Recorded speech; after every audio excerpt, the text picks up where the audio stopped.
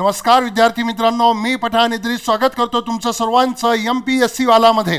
विद्यार्थी मित्रांनो, आपली चाणक्य बॅच सुरू आहे आणि या चाणक्य बॅच मध्ये आपण 1000 MCQs 1000 PYQs आपण कव्हर करत आहोत।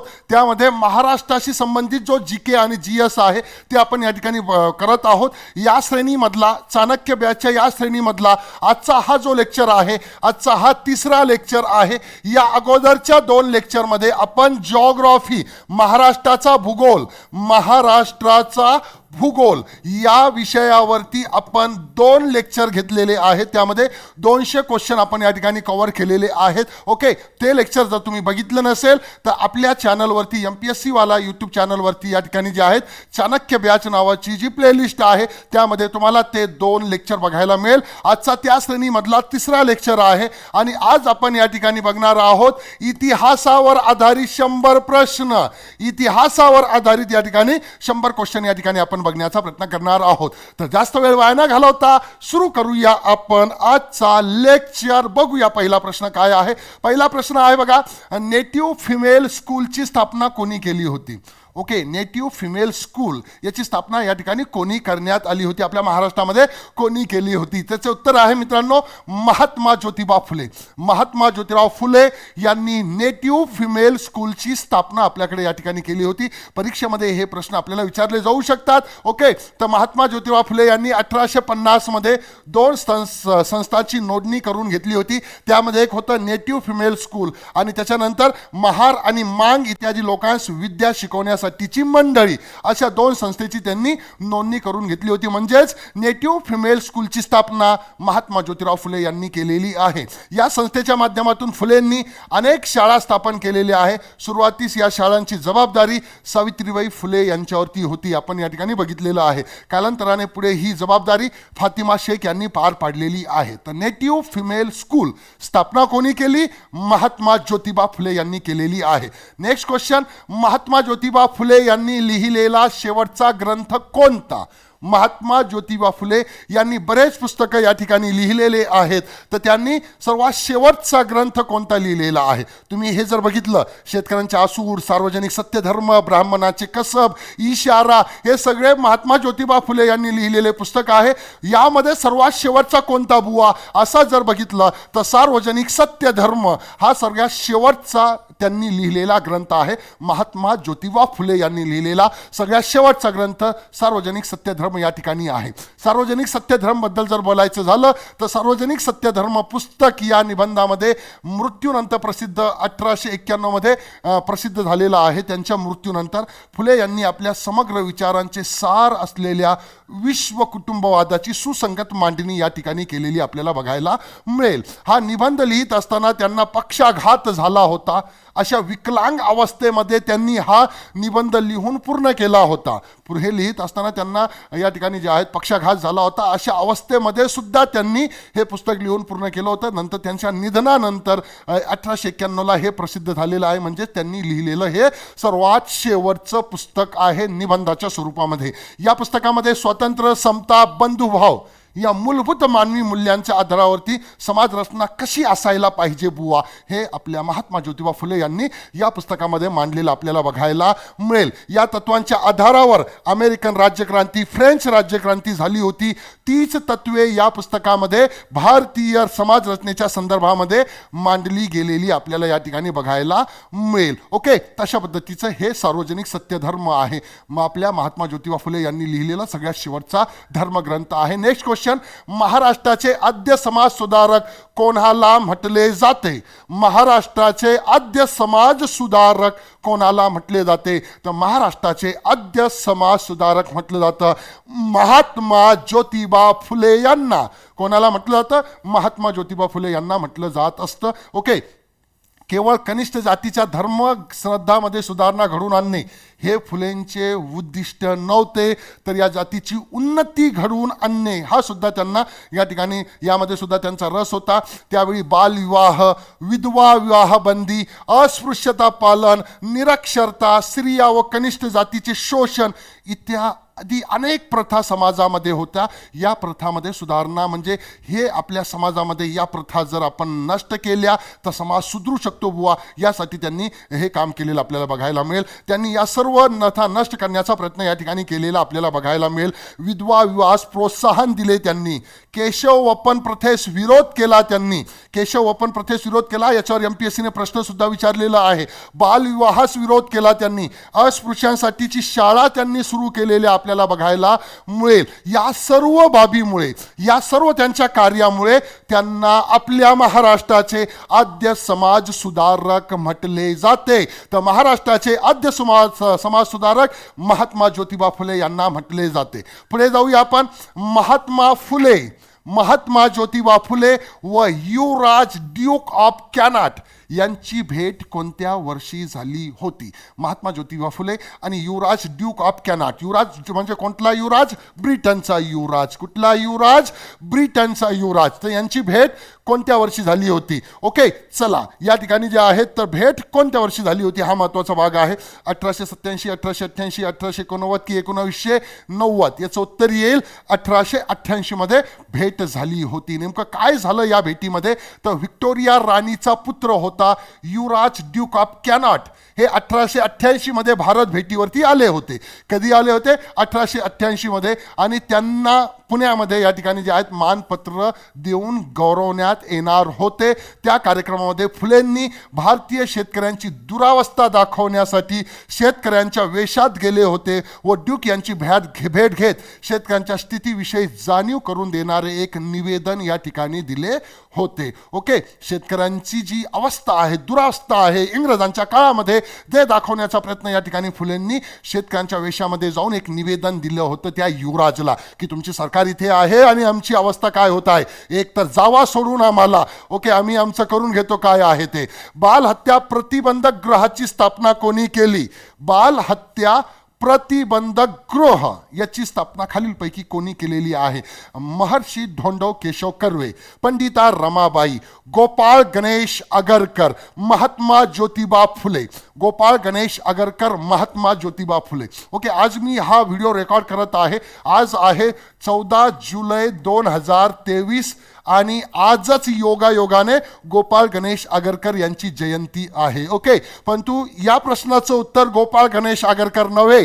या प्रश्नाचं उत्तर आहे महात्मा ज्योतिबा फुले. महात्मा ज्योतिबा फुले हे बाल हत्या प्रतिबंधक गृहाची स्थापना महात्मा ज्योतिबा फुले यांनी केली होती. ओके, तर बाल हत्या प्रतिबंधक गृह जो स्थापन करण्यात आला होता, ठिकाण कुठे?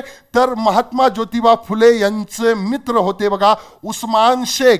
नाव काय मित्राचं? उस्मान शेख. या उस्मान शेख यांच्या पुणे येथील घरी हे सुरू करण्यात आलं होतं. कधी सुरू करण्यात आलं होतं बुवा? आपल्याला विचारलं जाऊ शकतं याची स्थापना कधी करण्यात आली होती? 28 जानेवारी 1863 रोजी. ओके, संस्थापक कोण याचे? महात्मा ज्योतिबा फुले यांनी याची स्थापना या ठिकाणी केली होती. ओके, आणि या ग्रहाच्या दारावर जी पाटी लावण्यात आली होती, पुणे येथील उस्मान शेख यांच्या घरी हे सुरू करण्यात आलं होतं.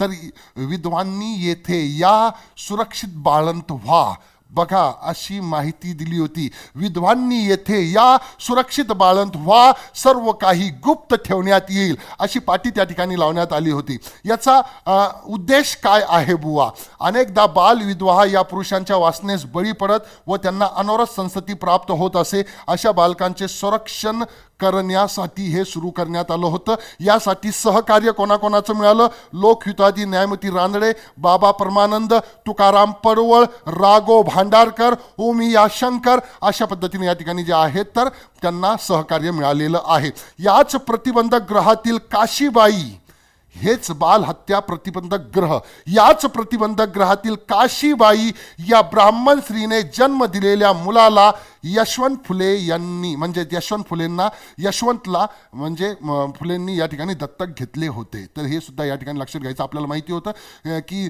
सावित्रीबाई फुले आणि महात्मा फुले यांचं दत्तक घेतलं जे मुलगा आहे यशवंत, तर त्याला जन्म कोणी दिला?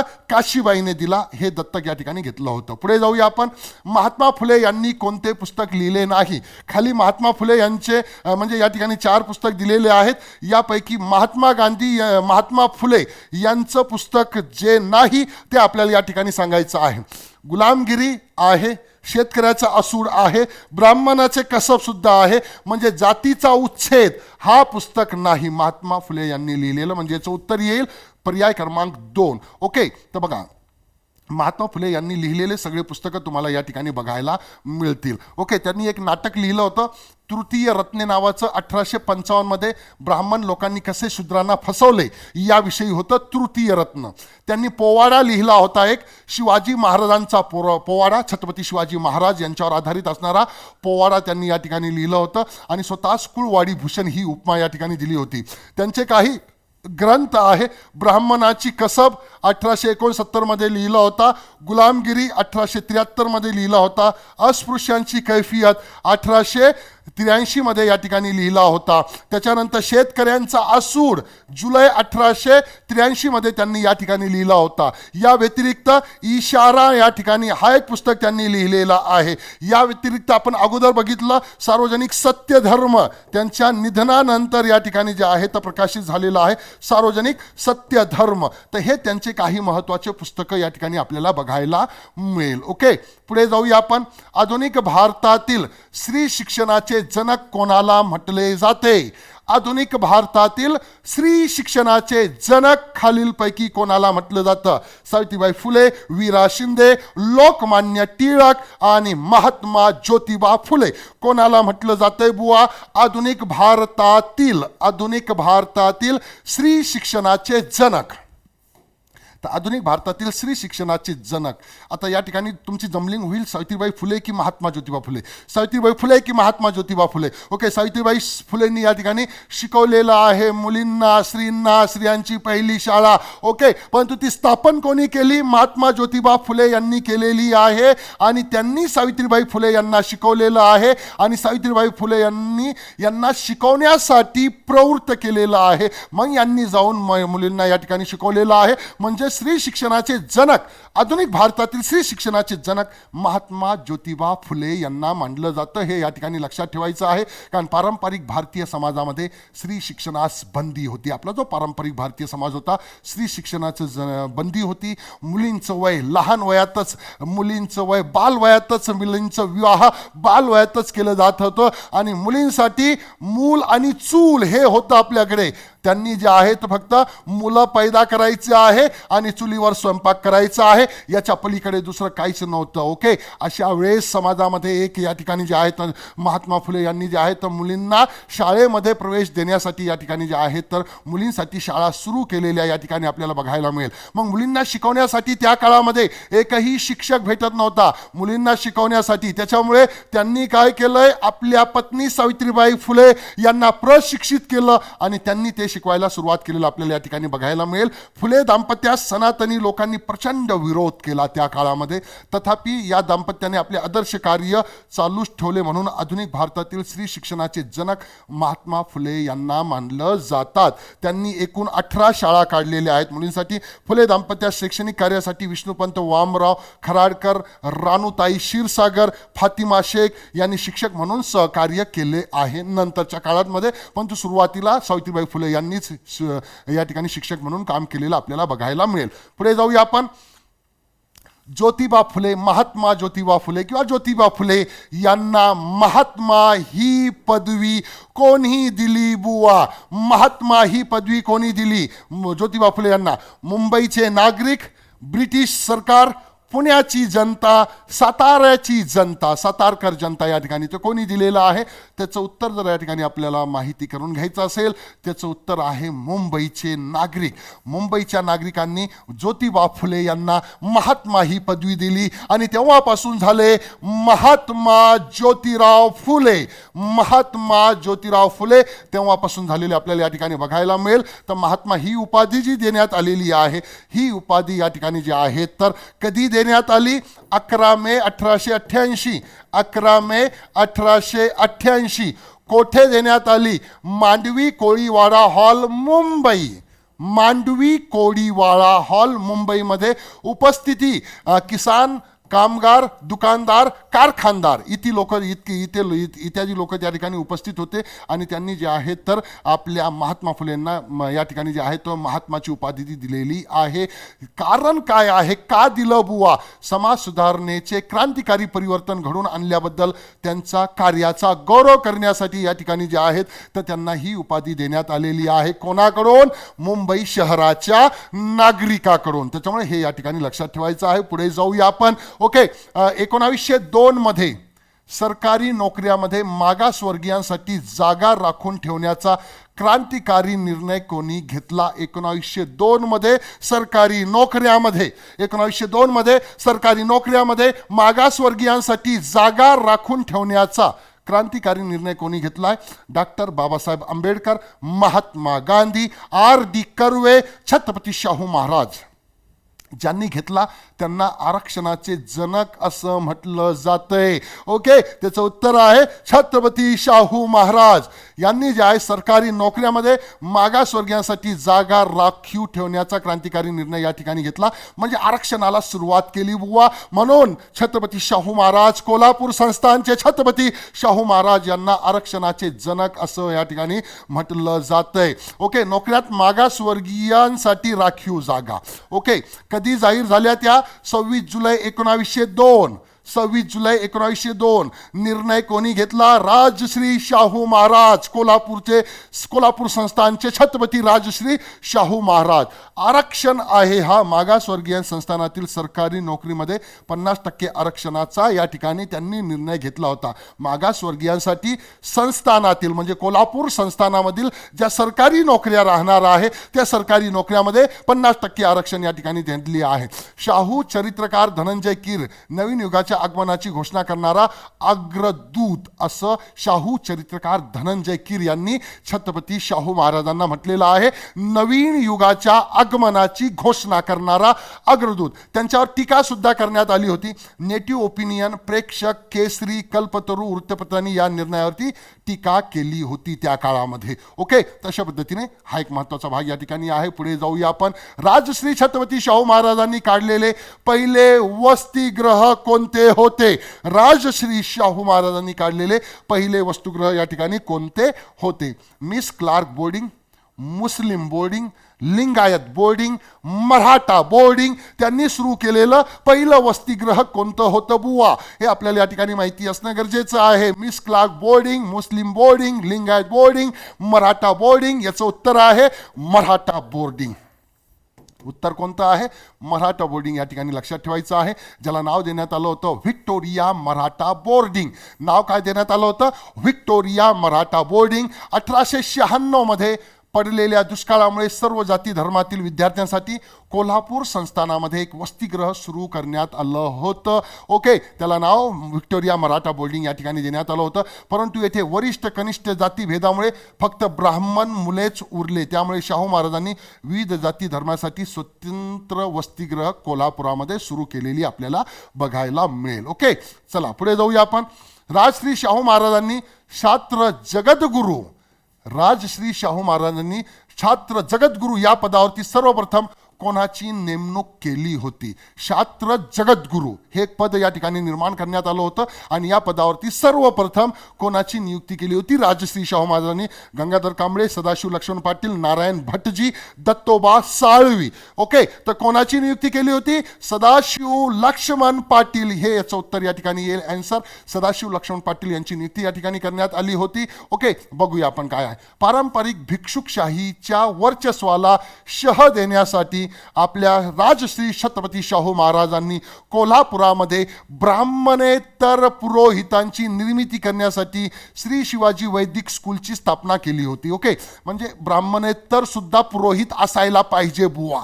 तर तसे पुरोहित तयार करण्यासाठी सगळ्यात अगोदर त्यांनी श्री शिवाजी वैदिक स्कूलची स्थापना केली.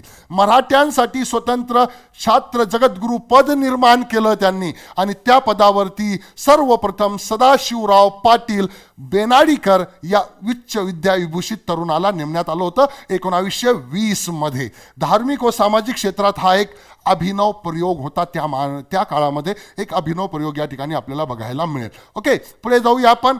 1920 मध्ये माणगाव येथे अस्पृश्यांची परिषद कोणी भरवली होती? माणगाव या ठिकाणी अस्पृश्यांची परिषद कोणी भरवली होती? 1920 मध्ये ही परिषद भरवण्यात आली होती. ठिकाण आहे माणगाव. परिषद कोणाची होती? अस्पृश्यांची होती. कोणी भरवली होती? महात्मा गांधी, डॉक्टर बाबासाहेब आंबेडकर, छत्रपती शाहू महाराज, वी रा शिंदे. त्याचं उत्तर येतं मित्रांनो, छत्रपती शाहू महाराज यांनी या ठिकाणी म्हणजेच माणगाव या ठिकाणी अस्पृश्यांची परिषद या ठिकाणी भरवली होती. ओके, तर या ठिकाणी काही महत्त्वाच्या परिषदा या ठिकाणी आपल्याला बघायला मिळेल. ओके, शाहू महाराजांच्या उपस्थित झालेल्या अस्पृश्य परिषदा, अस्पृश्याच्या परिषदा शाहू महाराज यांच्या उपस्थितीमध्ये झालेल्या. बघा, अखिल भारतीय बहिष्कृत समाजाची परिषद, अखिल भारतीय बहिष्कृत समाजाची परिषद 30 मे 1920 रोजी झाली होती नागपूरला. अध्यक्ष होते छत्रपती शाहू महाराज. अखिल भारतीय बहिष्कृत समाजाची परिषद 1920 30 मे 1920 ला या ठिकाणी झाली होती नागपूरला. ओके, त्याच्यानंतर अखिल भारतीय बहिष्कृत समाजाची अजून एक परिषद झाली 15 फेब्रुवारी 1922 रोजी. ही झाली दिल्लीमध्ये. ओके, अध्यक्ष होते छत्रपती शाहू महाराज. ओके, दक्षिण महाराष्ट्र दलित परिषदेचे अधिवेशन या ठिकाणी जे आहेत तर 20-21 मार्च 1920 मध्ये माणगाव या ठिकाणी भरवण्यात आलं होतं. माणगाव हे कोल्हापूरमध्ये इचलकरंजी जवळ आहे. त्याचे अध्यक्ष या ठिकाणी जे आहेत तर डॉक्टर आंबेडकर होते. प्रमुख पाहुणे छत्रपती शाहू महाराज या ठिकाणी आपल्याला बघायला मिळेल. ओके, अशा पद्धतीने हा एक महत्त्वाचा भाग या ठिकाणी आपण बघण्याचा प्रयत्न केलेला आहे. पुढे जाऊया आपण. छत्रपती शाहू महाराजांनी कोल्हापुरात कोणत्या सुधारणा घडवून आणल्या? ओके, आता या ठिकाणी जे आहे तर तुम्हाला 4 आहे. कोणत्या सुधारणा घडवून आणल्या? अस्पृश्यता व जातीभेद निवारण, पडदा पद्धतीस विरोध, बालविवाहास विरोध, सतीच्या चालीस बंदी. कोल्हापूरमध्ये जे आहे छत्रपती शाहू महाराजांनी कोणत्या या ठिकाणी सुधारणा घडवून आणलेल्या आहे? त्याचं उत्तर येतं पर्याय क्रमांक 1, अस्पृश्यता व जातीभेद निवारण. अस्पृश्यता व जातीभेद निवारण या ठिकाणी हे घडवून आणलेलं आपल्याला बघायला मिळेल. ओके, अस्पृश्यतेचे उच्चाटन हे राजश्री शाहूंनी आपले जीवित कर्तव्य मानलं होतं की जोपर्यंत मी जिवंत आहे तोपर्यंत हे करत राहणार बुवा. संस्थानामधील शाळा, पानवठे, विहिरी, दवाखाने, कचेऱ्या इत्यादी सार्वजनिक ठिकाणी अस्पृश्यता पाळण्यास त्यांनी कायद्याने प्रतिबंध केला. कारण पूर्वीच्या काळीमध्ये आपल्याकडे जे आहेत अस्पृश्यता खूप मोठ्या प्रमाणामध्ये होती. ओके, तर त्याचं या ठिकाणी सार्वजनिक ठिकाणी त्यांनी प्रतिबंध केला कायदा तयार करून. त्यासाठी अनेक वट हुकूम त्यांनी जारी केले 1918-19 मध्ये आणि त्यांनी अस्पृश्यांना सरकारी नोकरीमध्ये सुद्धा घेतले. अशा पद्धतीने हे या ठिकाणी छत्रपती शाहू महाराज आपल्याकडे होते. पाटील स्कूल व तलाठी स्कूलची स्थापना कोणी केली? पाटील स्कूल व तलाठी school Gogh Agarkar, Lokmanya Tilak. Gogh Agarkar, Lokmanya Tilak, Babasaheb Ambedkar, Chhatrapati Shahu Maharaj. Patil school and तलाठी स्कूलची स्थापना कोणी केलेली आहे? तर आपले छत्रपती शाहू महाराज यांनी ही स्थापना केलेली आपल्याला बघायला मिळेल. ओके, तर बघा, राजश्री शाहू महाराज पाटील शाळा त्यांनी सुरू केली होती 12 मे 1902 रोजी. ओके, आणि 15 सप्टेंबर 1918 रोजी कुलकर्णी वतने त्यांनी नष्ट केली. 1919 मध्ये तलाठी शाळा त्यांनी स्थापन केली. ओके, छत्रपती शाहू महाराजांनी. हे या ठिकाणी लक्षात ठेवायचं आहे. पुढे जाऊया आपण. शाहू छत्रपतींनी सर्व जाती धर्मातील विद्यार्थ्यांसाठी सुरू केलेल्या पहिल्या वसतिगृहाचं नाव काय? ओके, तर हे या ठिकाणी असं सुद्धा येऊ शकतं. आपण अगोदरच्या प्रश्नामध्ये बघितलं होतं त्यांनी सुरू केलेला पहिला वसतिगृह कोणता? आता या ठिकाणी काय आहे? सर्व जाती धर्मातील विद्यार्थ्यांसाठी सुरू केलेल्या पहिल्या वसतिगृहाचं नाव काय? दिगंबर जैन बोर्डिंग, वीर शैव लिंगायत वसतिगृह, व्हिक्टोरिया मराठा बोर्डिंग, ढोर चांभार बोर्डिंग. ओके, तर कोणतं आहे ते? तेच आहे ते व्हिक्टोरिया मराठा बोर्डिंग या ठिकाणी सुरू केलेलं आपल्याला बघायला मिळेल. सर्व जाती धर्मातील विद्यार्थ्यांसाठी हे सुरू केलं होतं, परंतु हळूहळू सगळे निघून गेले त्यातून आणि फक्त ब्राह्मण त्या ठिकाणी उरले होते. नंतर मग त्यांनी काय केलं की वेगवेगळ्या धर्मा जातीसाठी वेगवेगळ्या या ठिकाणी वसतिगृहाची सुरुवात त्यांनी केलेली आपल्याला बघायला मिळेल. तर व्हिक्टोरिया मराठा बोर्डिंग 1896 मध्ये पडलेल्या दुष्काळामुळे सर्व जाती धर्मातील विद्यार्थ्यांसाठी कोल्हापूर संस्थानामध्ये एक वसतिगृह सुरू केले, परंतु तेथे वरिष्ठ कनिष्ठ जातीभेदामुळे ब्राह्मणच मुलं या ठिकाणी उरले होते. ओके, तर त्यांनी बरेच वसतिगृह सुरू केलेले. त्यांनी सुरू केलेले वसतिगृह बघा, व्हिक्टोरिया मराठा बोर्डिंग 1901 मध्ये सुरू करण्यात आलं, दिगंबर जैन बोर्डिंग 1901 मध्ये सुरू करण्यात आलं, वीरशैव लिंगायत बोर्डिंग 1908 मध्ये सुरू करण्यात आलं, मुस्लिम बोर्डिंग 1908 मध्ये सुरू करण्यात आलेलं आहे आपल्या छत्रपती शाहू महाराजांकडून. ओके, त्याच्यानंतर बोर्डिंग 1908 मध्ये, नामदेव बोर्डिंग 1911 मध्ये, पांचाळ ब्राह्मण बोर्डिंग 1912 मध्ये, इंडियन ख्रिश्चन बोर्डिंग 1915 मध्ये, आर्य समाज बोर्डिंग 1918 मध्ये, वैश्य हॉस्टेल 1918 मध्ये, ढोर चांभार हॉस्टेल 1919 मध्ये, कायस्थ प्रभू वसतिगृह 1912 मध्ये, इंदुमती राणी साहेब हॉस्टेल, त्याच्यानंतर सारस्वत बोर्डिंग 1912 मध्ये, त्याच्यानंतर देवाग्य बोर्डिंग 1916 मध्ये, शिवाजी वैदिक बोर्डिंग 1920 मध्ये, सोमवंशीय आर्य क्षत्रिय बोर्डिंग 1920 मध्ये, सुतार बोर्डिंग 1921 मध्ये, नाभिक विद्यार्थी बोर्डिंग 1921 मध्ये, देवांग बोर्डिंग 1921 मध्ये, भोई समाज बोर्डिंग 1921 मध्ये, रुकडी बोर्डिंग 1921 मध्ये, राजपूतवाडी बोर्डिंग 1921 मध्ये, प्रिन्स शिवाजी मराठा बोर्डिंग 1922 मध्ये. तर अशा पद्धतीने वेगवेगळ्या समाजासाठी, वेगवेगळ्या जातीसाठी, वेगवेगळ्या पातीसाठी त्यांनी वेगवेगळ्या बोर्डिंग म्हणजेच वसतिगृह या ठिकाणी सुरू केलेले आहे. शाहू महाराजांच्या सर्व जाती धर्मासाठी स्थापन केलेल्या या वसतिगृहामुळे कोल्हापूरला वसतिगृहाची जननी म्हटलं जातंय. ओके, अशा पद्धतीचा हा एक महत्त्वाचा भाग या ठिकाणी आहे. पुढे जाऊया आपण. भारत देशातील कोणत्या संस्थानामध्ये सर्वप्रथम सर्व जाती धर्माच्या मुलांच्यासाठी वसतिगृह सुरू करण्यात आलेली आहे?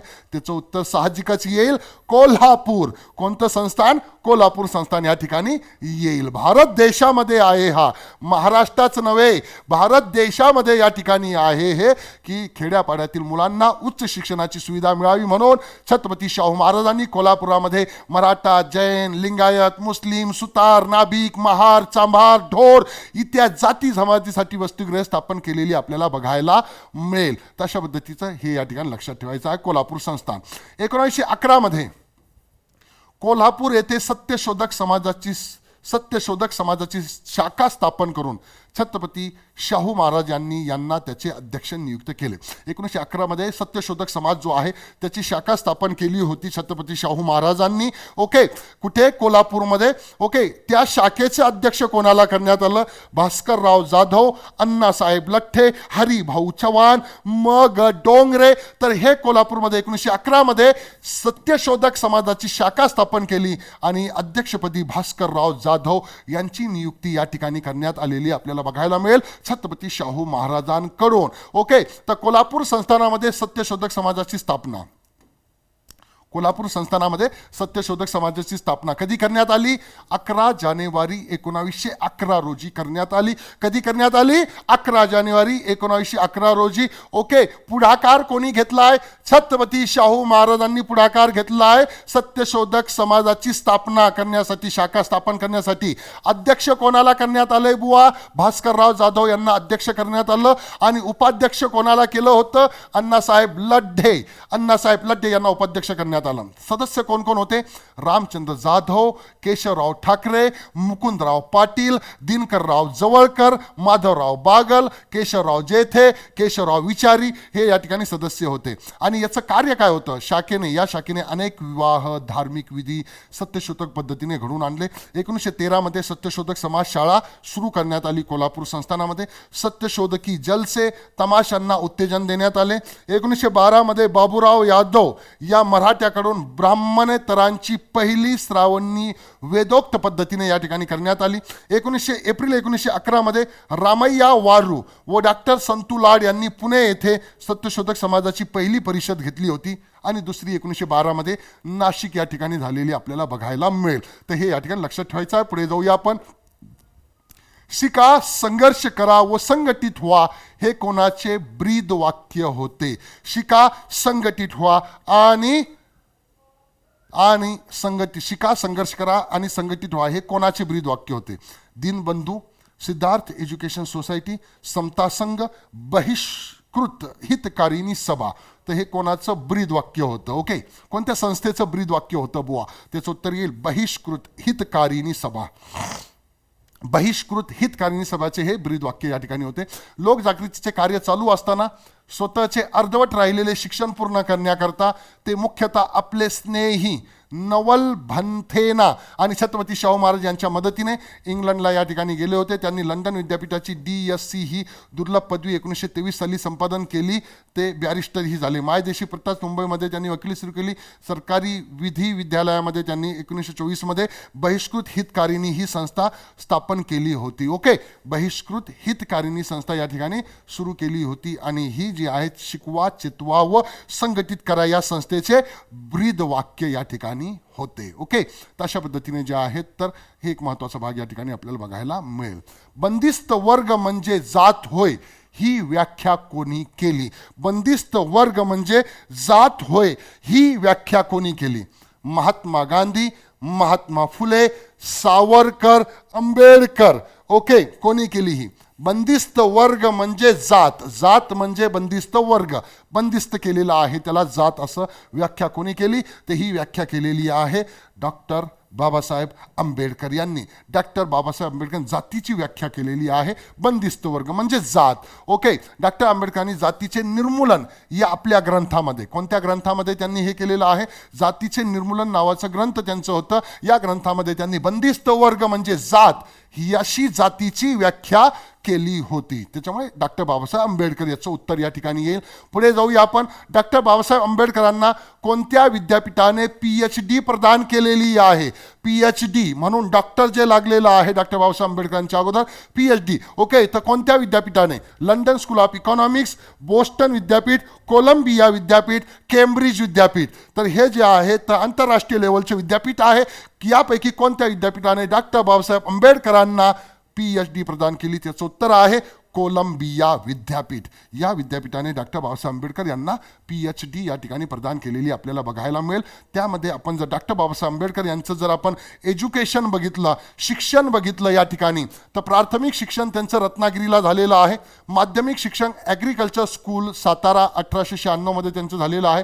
मॅट्रिकचे शिक्षण एल्फिन्स्टन हायस्कूल मुंबई 1960 मध्ये मॅट्रिक पास झाले. अस्पृश्य जातीतील पहिले मॅट्रिक पास व्यक्ती या ठिकाणी ठरलेले आपल्याला या ठिकाणी बघायला मिळेल. बडोद्याचे सयाजीराव महाराजांकडून 25 रुपयाची शिष्यवृत्ती त्यांना मिळाली. वरील शिष्यवृत्तीच्या आधारे 1912 मध्ये BA पास झाले. ओके, एल्फिन्स्टन कॉलेज मुंबईमध्ये त्यांनी BA पास केलेलं आहे. पॉलिटिक्स अँड इकॉनॉमिक्समध्ये BA पास झालेले आपल्याला बघायला मिळेल. ओके, पुढे जाऊया आपण.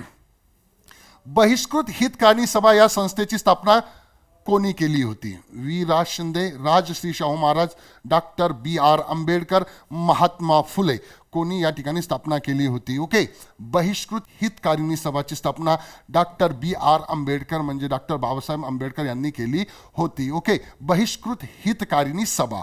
आता या ठिकाणी समजून घेण्याचा प्रयत्न करूया आपण. काय आहे हे? स्थापना कधी झाली? 20 जुलै 1924.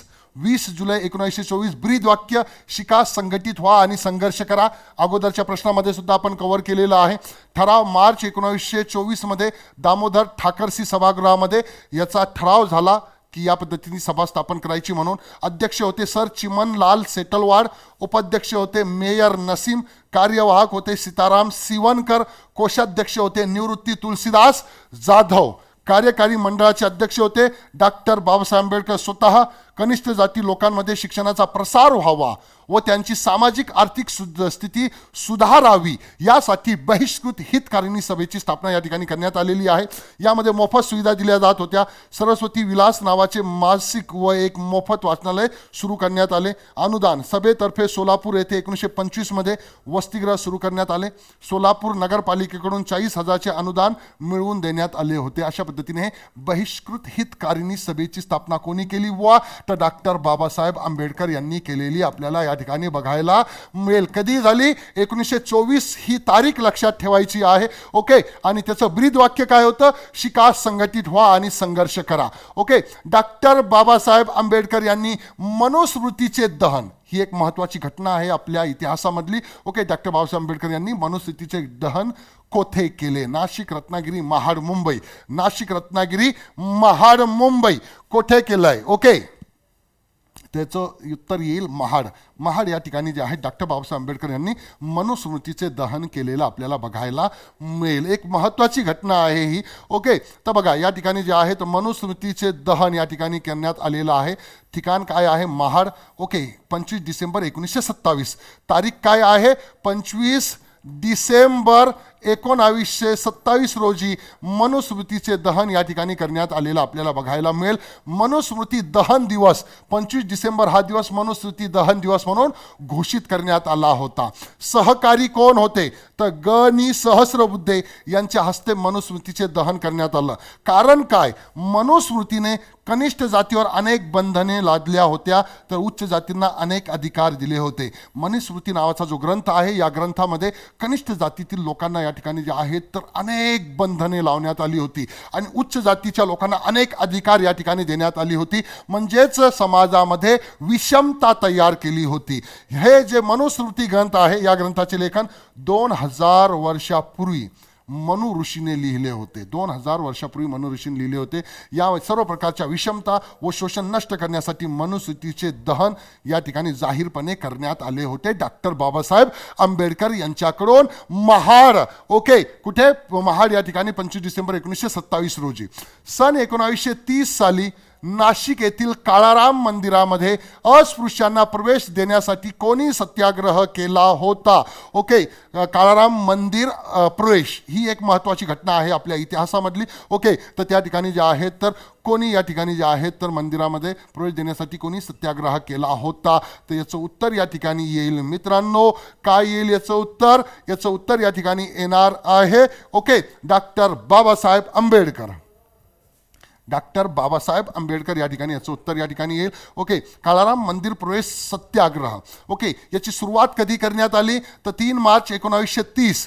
3 मार्च 1930 रोजी याची सुरुवात करण्यात आली. कुठे? नाशिकमध्ये. नाशिक येथील काळाराम मंदिरामध्ये. काळाराम मंदिर कुठे होता? नाशिकमध्ये. ओके, कारण काय? अस्पृश्य हे हिंदू धर्माचे घटक असूनही त्यांना काळाराम मंदिरात प्रवेश नव्हता.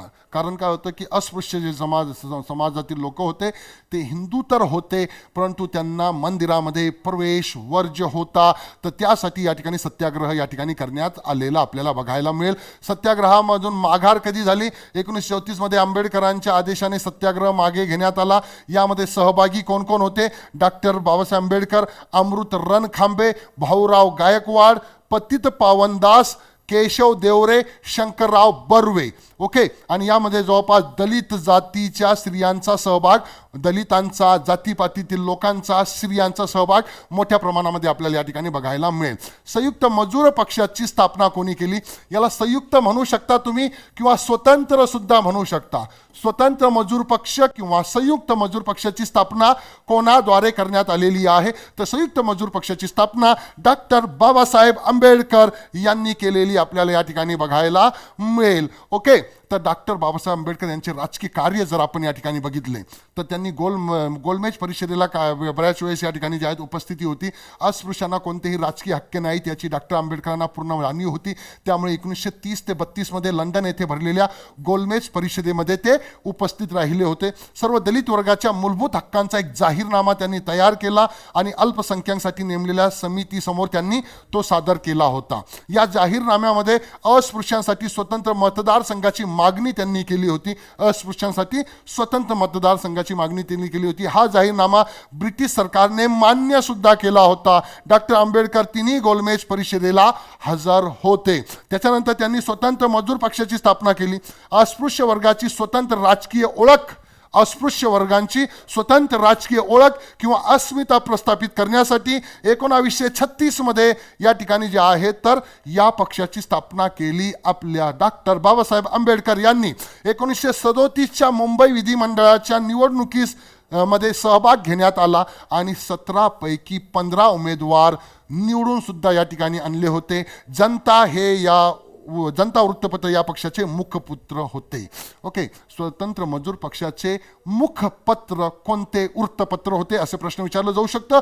तर त्या वृत्तपत्राचं नाव होतं Janata. Okay, all India schedule caste फेडरेशनची स्थापना केली डॉक्टर बाबासाहेब आंबेडकरांनी आपल्या राजकीय पक्षाचं राष्ट्रीय स्वरूप देण्यासाठी व सर्व अनुसूचित जातींना या पक्षाच्या झेंड्याखाली आणण्यासाठी त्यांनी ऑल इंडिया शेड्यूल कास्ट फेडरेशनची स्थापना 1942 मध्ये केली. परंतु 1946 मध्ये झालेल्या निवडणुकीस या पक्षाचा एकही उमेदवार निवडून आला नाही. स्वतंत्र प्राप्तीनंतर नेहरूंच्या मंत्रिमंडळामध्ये कायदेमंत्री म्हणून त्यांची नियुक्ती करण्यात आली. संसदीय कार्य ऑगस्ट 1947 मध्ये राज्यघटनेच्या मसुदा समितीचे अध्यक्ष म्हणून डॉक्टर बाबासाहेब आंबेडकर यांची निवड करण्यात आली, म्हणून त्यांना भारतीय राज्यघटनेचे शिल्पकार या ठिकाणी आपण म्हणतोय. संसदेत मांडलेल्या हिंदू कोड बिलास विरोध झाल्याने मंत्रिपदाचा राजीनामा त्यांनी दिला आणि पुढे 2 वेळा ते निवडणूक सुद्धा हरलेले आपल्याला या ठिकाणी बघायला मिळेल. पुढे बघूया आपण भारतीय बहिष्कृत शिक्षण प्रसारक मंडळाची स्थापना खालीलपैकी कोणी केली. भारतीय बहिष्कृत शिक्षण प्रसारक मंडळाची स्थापना खालीलपैकी कोणी केली. Vitthal Ramji Shinde, Jyotiba Phule, doctor B.R. आंबेडकर, रमाबाई रानडे. कोणी केली भारतीय बहिष्कृत शिक्षण प्रसारक मंडळाची स्थापना? याचं उत्तर पण येईल doctor B.R. Ambedkar, doctor Babasaheb Ambedkar यांनी ही स्थापना केलेली आपल्याला बघायला मिळेल. ओके, डॉक्टर बाबासाहेब आंबेडकरांचे शैक्षणिक कार्य आता या ठिकाणी अगोदरच्या प्रश्नामध्ये आपण त्यांचं राजकीय कार्य बघितलं होतं. आता या ठिकाणी आपण शैक्षणिक कार्य या ठिकाणी बघण्याचा प्रयत्न करूया. जून 1928 मध्ये भारतीय बहिष्कृत शिक्षण प्रसारक मंडळ दी प्रेस्ड क्लासेस एज्युकेशन सोसायटी या ठिकाणी जे आहे तर त्यांनी स्थापना केली. त्याला तुम्ही भारतीय बहिष्कृत शिक्षण प्रसारक मंडळ म्हणा किंवा डिप्रेस्ड क्लासेस एज्युकेशन सोसायटी म्हणा, एकच आहे. 8 जुलै 1945 रोजी पीपल्स एज्युकेशन सोसायटीची स्थापना करण्यात आली मुंबईमध्ये. सिद्धार्थ कॉलेज मुंबई 1946 मध्ये स्थापन करण्यात आलं. सिद्धार्थ वाणिज्य व अर्थशास्त्र महाविद्यालय मुंबई 1953 मध्ये स्थापन करण्यात आलं. मिलिंद कॉलेज औरंगाबादमध्ये 1950 मध्ये स्थापन करण्यात आलं. सिद्धार्थ विधी महाविद्यालय मुंबईमध्ये 1956 मध्ये स्थापन करण्यात आलं. म्हणजेच 8 जुलै 1945 रोजी डॉक्टर बाबासाहेब आंबेडकर यांनी पीपल्स एज्युकेशन सोसायटी मुंबईची स्थापना केली आणि त्या अंतर्गत मुंबईमध्ये 1, त्याच्यानंतर मुंबईमध्ये 2, औरंगाबाद आणि मुंबईमध्ये 3 आणि औरंगाबादमध्ये 1 कॉलेज या ठिकाणी स्थापन करण्यात आलेलं आहे. 1945 मध्ये गरीब होतकरू विद्यार्थ्यांना उच्च शिक्षणासाठी अमेरिका व इंग्लंडला पाठवण्याची व्यवस्था पहिली तुकडी या ठिकाणी त्यांनी केली. त्यामध्ये पहिली तुकडीमध्ये 20 विद्यार्थी होते. 1928 मध्ये दलित शिक्षण संस्थेमार्फत 5 वसतिगृह सुरू करण्यात आले. गव्हर्नरद्वारे दरमहा 9,000 रुपये अनुदान देण्यात येत होता. अशा पद्धतीने जे आहेत तर शैक्षणिक कार्य होतं डॉक्टर बाबासाहेब आंबेडकर यांचं. पुढचा प्रश्न या ठिकाणी आपण बघूया. खालीलपैकी कोणत्या संस्थांशी पंडिता रमाबाई संबंधित होत्या? कोणत्या संस्थांशी पंडिता रमाबाई एक महत्त्वाच्या समाज सुधारिका आपल्याकडच्या आहेत, तर त्या कोणत्या संस्थेशी संबंधित होत्या? मुक्ती सदन, कृपा सदन, सदानंद सदन, बातमी सदन. वरीलपैकी कोणती विधानं या ठिकाणी जी आहेत बरोबर आहेत? यापैकी आपल्याला काय करायचं आहे, हे खोडून टाकू आपण. तर यापैकी कोणत्या संस्थेशी त्या संबंधित होत्या? फक्त अ आणि ब, फक्त अ ब आणि क, फक्त ब क आणि ड, वरील सर्व. याचं उत्तर येईल वरील सर्व. तर पंडिता रमाबाई या ज्या आहेत या सर्व सदनाशी संबंधित या ठिकाणी होत्या. ओके, तर बघा शारदा सदन 1889 मध्ये स्थापना झालेली आहे मुंबईमध्ये. निराश्रित विधवा व अनाथ स्त्रियांच्या राहण्याची व भोजनाची मोफत व्यवस्था या शारदा सदनमध्ये करण्यात आली आणि 1890 मध्ये पुण्याला याचं स्थलांतरण करण्यात आलं. स्थापन कुठं झालं? मुंबईमध्ये 1889ला आणि 1890ला पुण्याला स्थानांतरण त्याचं करण्यात आलं. मुक्ती सदन 1897 मध्ये स्थापन करण्यात आलेलं आहे केडगावमध्ये. ओके, अनाथ स्त्रिया व विधवांच्या शिक्षणाची, निवासांची आणि भोजनाची मोफत सोय इकडे करण्यात आली. कृपा सदन 1899 मध्ये स्थापन करण्यात आलं. केडमध्येच लैंगिक शोषणाला बळी पडलेल्या व समाजाने नाकारलेल्या स्त्रियांचे पुनर्वसन करणे हे कृपा सदन याचं या ठिकाणी महत्त्वाचं कार्य होतं. 1899 मध्ये स्थापन करण्यात आलं पंडिता रमाबाई यांच्याकडून. सदानंद सदन ओके केडगावमध्ये स्थापन करण्यात आलं अनाथ मुलांच्या संगोपनासाठी. बघा, अनाथ मुलांच्या संगोपनासाठी सदानंद, लैंगिक शोषणाला बळी पडलेल्या महिलांसाठी कृपा सदन, अनाथ स्त्रिया व विधवांच्या शिक्षणासाठी मुक्ती सदन. ओके, आणि निराश्रित विधवा व अनाथ स्त्रियांच्या राहण्याची व भोजनाची व्यवस्थेसाठी शारदा सदन. तसेच प्रीती सदन केडगावमध्ये समाजातील लुळ्या, लंगड्या, अपंग, बहिऱ्या स्त्रियांसाठी प्रीती सदन. आणि बातमी सदन केडगावमध्ये अंध मुली व स्त्रियांसाठी भारतातील पहिली अंधशाळा या ठिकाणी सुरू करण्यात आलेली आहे. ओके, तर हे पंडिता रमाबाई यांचं कार्य या ठिकाणी आपल्याला बघायला मिळेल. आर्य महिला समाज स्त्री सुधारणा करिता, आर्य महिला समाज स्त्री सुधारणा करता आर्य समाज श्री यांनी स्थापना केलेली आहे. ताराबाई शिंदे, आनंदीबाई जोशी, सावित्रीबाई फुले, पंडिता रमाबाई. ओके, तर कोणी या ठिकाणी सुरू केलेलं आहे? ओके, आर्य महिला समाज स्त्री सुधारणा करता यांनी स्थापन केलं. तर याचं उत्तर येईल पंडिता रमाबाई. कोणी सुरू केलंय? पंडिता रमाबाई यांनी सुरू केलेलं आपल्याला या ठिकाणी बघायला मिळेल. ओके, आर्य महिला समाज. आर्य महिला समाज कुठे सुरू करण्यात आलं? पुण्यामध्ये. कधी स्थापना करण्यात आलं? 30 एप्रिल 1882ला. ओके, संस्थापक कोण होत्या? पंडिता रमाबाई. उद्देश काय आहे? देशाच्या उन्नतीसाठी स्त्रियांच्या स्थितीमध्ये जागृती निर्माण करणे. ओके, विस्तार नंतर हे सोलापूर, पुणे, नगर, ठाणे, पंढरपूर भागामध्ये याच्या शाखा स्थापन करण्यात आला. सहकार्य रमाबाई रानडे, काशीबाई कानिटकर, रखमाबाई राऊत यांनी सहकार्य केलेलं आपल्याला बघायला मिळेल. ओके, चला पुढे जाऊया आपण. या शारदा सदनातील पहिल्या विद्यार्थिनी होत्या. शारदा सदनातील पहिल्या विद्यार्थिनी होत्या पंडिता रमाबाई, आनंदीबाई उर्फ बाया कर्वे, ताराबाई शिंदे, रमाबाई रानडे. याचं उत्तर आहे आनंदीबाई उर्फ बाया कर्वे या शारदा सदनमध्ये पहिली विद्यार्थिनी होती. शारदा सदनची स्थापना पंडिता रमाबाई यांनी केल्या होत्या. शारदा सदनच्या पहिल्या विद्यार्थिनी, विधवा विद्यार्थिनी या गोदूबाई जोशी होत्या. त्यांचा पुनर्विवाह महर्षी कर्वेसोबत झालं होतं. लग्नानंतर त्यांचे मूळ नाव आनंदीबाई उर्फ बाया कर्वे असे झाले. तर या ठिकाणी गोदूबाई जोशी आणि आनंदीबाई उर्फ बाया कर्वे हे एकच आहे. ओके, त्याच्यामुळे यामध्ये जमलिंग करायची नाही. शारदा गंगाधर गद्रे ही शारदा सदनची पहिली विद्यार्थिनी या ठिकाणी होती. ओके, पंडिता रमाबाई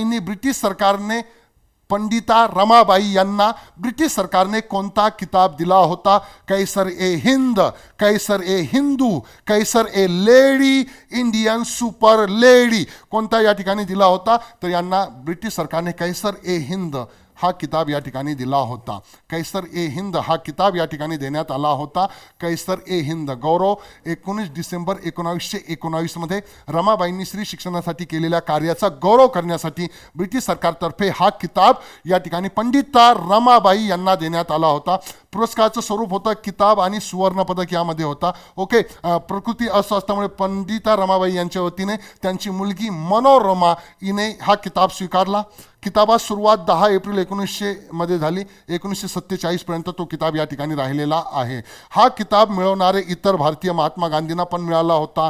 पंडिता रमाबाई, शंकर माधव चिटणीस, हकीम अजमल खान, सरोजनी नायडू, अमीना हैदरी, विद्यागौरी नीलकंठ, VP माधवराव सिंधिया, राजा कवी वर्मा, सयाजीराव गायकवाड, सिस्टर सुब्बलक्ष्मी, विश्वेश्वरय्या या सगळ्या लोकांना हा पुरस्कार मिळालेला आपल्याला बघायला मिळेल.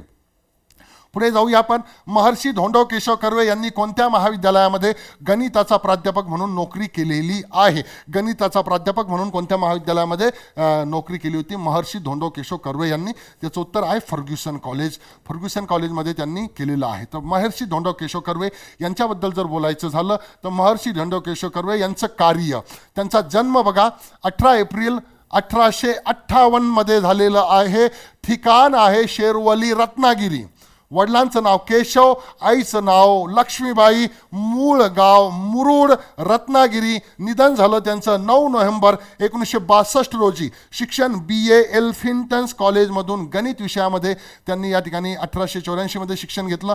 MA 1887 मध्ये फर्ग्युसन कॉलेजमध्ये गणिताचे प्राध्यापक म्हणून 1891 मध्ये रुजू झालेले आपल्याला या ठिकाणी बघायला मिळेल. Okay, dash dash dash dash यांनी 1835 मध्ये मुंबई येथे सेंट्रल कॉलेज सुरू केलं. सेंट्रल कॉलेज या ठिकाणी कोणी सुरू केलंय? मुंबईमध्ये. Okay, doctor Wilson, Gordon Hall, Shrimati Hume यापैकी नाही. याचं उत्तर येईल डॉक्टर विल्सन.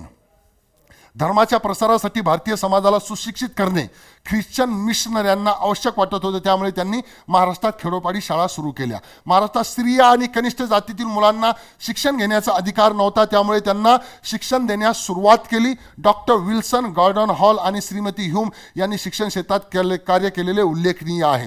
डॉक्टर विल्सन यांनी 1835 मध्ये मुंबई येथे सेंट्रल कॉलेज सुरू केलं होतं. ओके, पुढे जाऊया आपण. 1841 मध्ये हेनरी व्हॅलेंटाईन याने पुढीलपैकी कोणते वृत्तपत्र सुरू केले? हेनरी वॉलंटाईन, ओके, ज्ञानोदय, ज्ञानप्रसारक, अरुणोदय, प्रबोधन. तर हेनरी वॉलंटाईन यांनी कोणतं वृत्तपत्र सुरू केलं? तर त्या वृत्तपत्राचं नाव आहे ज्ञानोदय. कोणतं? ज्ञानोदय हे वृत्तपत्र या ठिकाणी सुरू केलं. 1841 मध्ये हेनरी वॉलंटाईन यांनी ज्ञानोदय वृत्तपत्र काढले. ज्ञानोदय या वृत्तपत्राने ख्रिश्चन धर्म प्रसाराचे मोठे कार्य केले. म्हणजे त्या वृत्तपत्राचा उद्देशच होता ख्रिश्चन धर्म प्रसार करणे. बोली भाषेत ख्रिश्चन धर्माचा प्रसार केल्यास अधिक प्रभावी ठरणार होते. त्यामुळे त्यांनी वृत्तपत्र आणि नियतकालिकामधून धर्माचा प्रसार करायला सुरुवात केली होती. ओके, पुढे जाऊया आपण. 1857 मध्ये मुंबई सरकारने लोहमार्गाची उभारणी व जमीन संपादन यासाठी कोणाच्या अध्यक्षतेखाली रेल्वे मंडळाची स्थापना या ठिकाणी केली होती? ओके, रेल्वे मंडळाची स्थापना केली होती. लेफ्टनंट प्रेस्कॉट या ठिकाणी यांच्या अध्यक्षतेखाली रेल्वे मंडळाची स्थापना 1857 मध्ये करण्यात आली होती. ओके, बघा, महाराष्ट्रात 1870 मध्ये मुंबई सरकारने लोहमार्गाची उभारणी व जमीन संपादनासाठी या ठिकाणी प्रेस्कॉट यांच्या अध्यक्षतेखाली रेल्वे मंडळाची स्थापना केली होती. रेल्वे मार्ग बांधण्यामागचा ब्रिटिशांचा हेतू आपल्या वसाहतीच्या संरक्षणासाठी सैन्याची जलद वाहतूक करावी, आयात निर्यात व्यापारास उत्तेजन मिळावं, हे त्यांचं रेल्वे मार्ग बांधण्यामागचा उद्देश या ठिकाणी होता. ओके, इंदू प्रकाश वृत्तपत्राच्या इंग्रजी आवृत्ती समाज सुधारणेवर लेख लिहून यांनी आपल्या सामाजिक व लोकसेवा कार्याचा प्रारंभ केला. इंदू प्रकाश वृत्तपत्रामध्ये इंग्रजी आवृत्तीमध्ये समाज सुधारणेवर एक लेख लिहिला होता आणि त्या लेखा लिहून त्यांनी सामाजिक व लोकसेवा कार्याचा प्रारंभ केला. गोपाळ गणेश अगरकर, महादेव गोविंद रानडे, गोपाळ कृष्ण गोखले आणि लोकहितवादी. याचं उत्तर आहे महादेव गोविंद रानडे.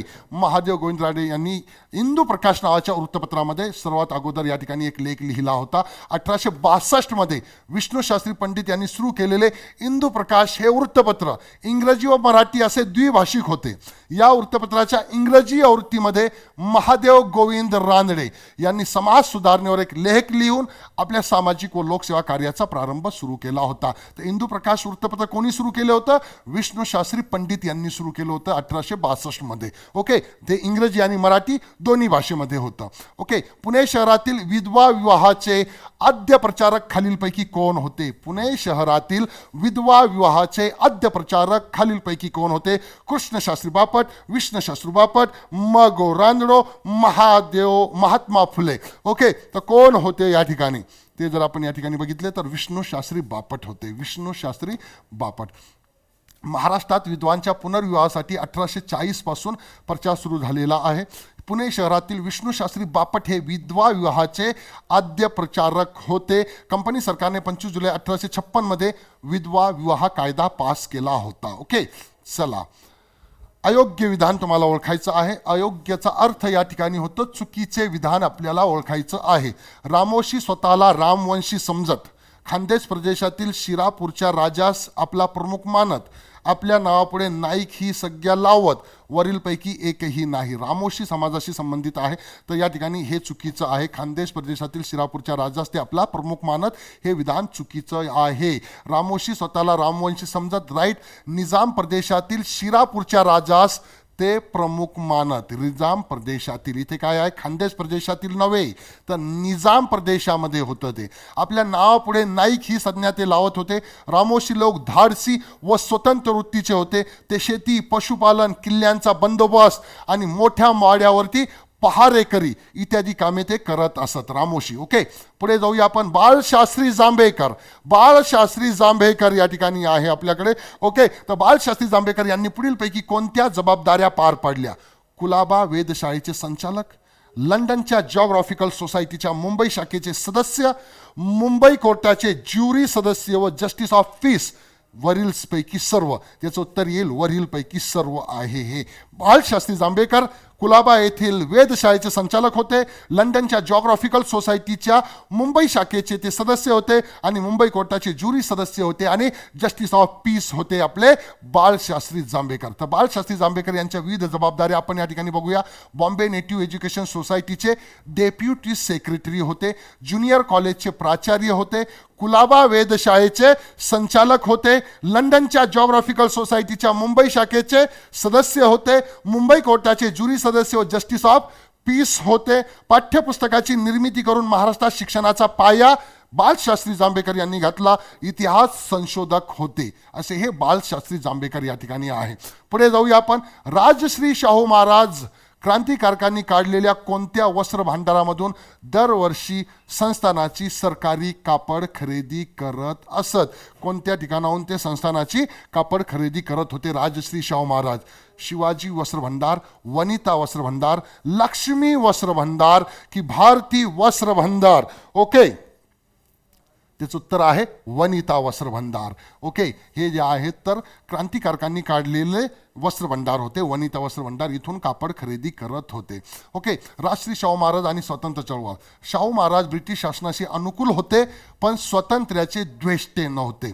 शिवाजी क्लब या कोल्हापुरातील क्रांतिकारकांच्या संघटनेला त्यांनी दरवर्षी 500 रुपयाची मदत केली होती. क्रांतिकारकांनी काढलेल्या वनिता वस्त्र भंडारमधून ते दरवर्षी संस्थानांची सरकारी कापड खरेदी करत होते. ओके, तर हे या ठिकाणी लक्षात ठेवायचं आहे.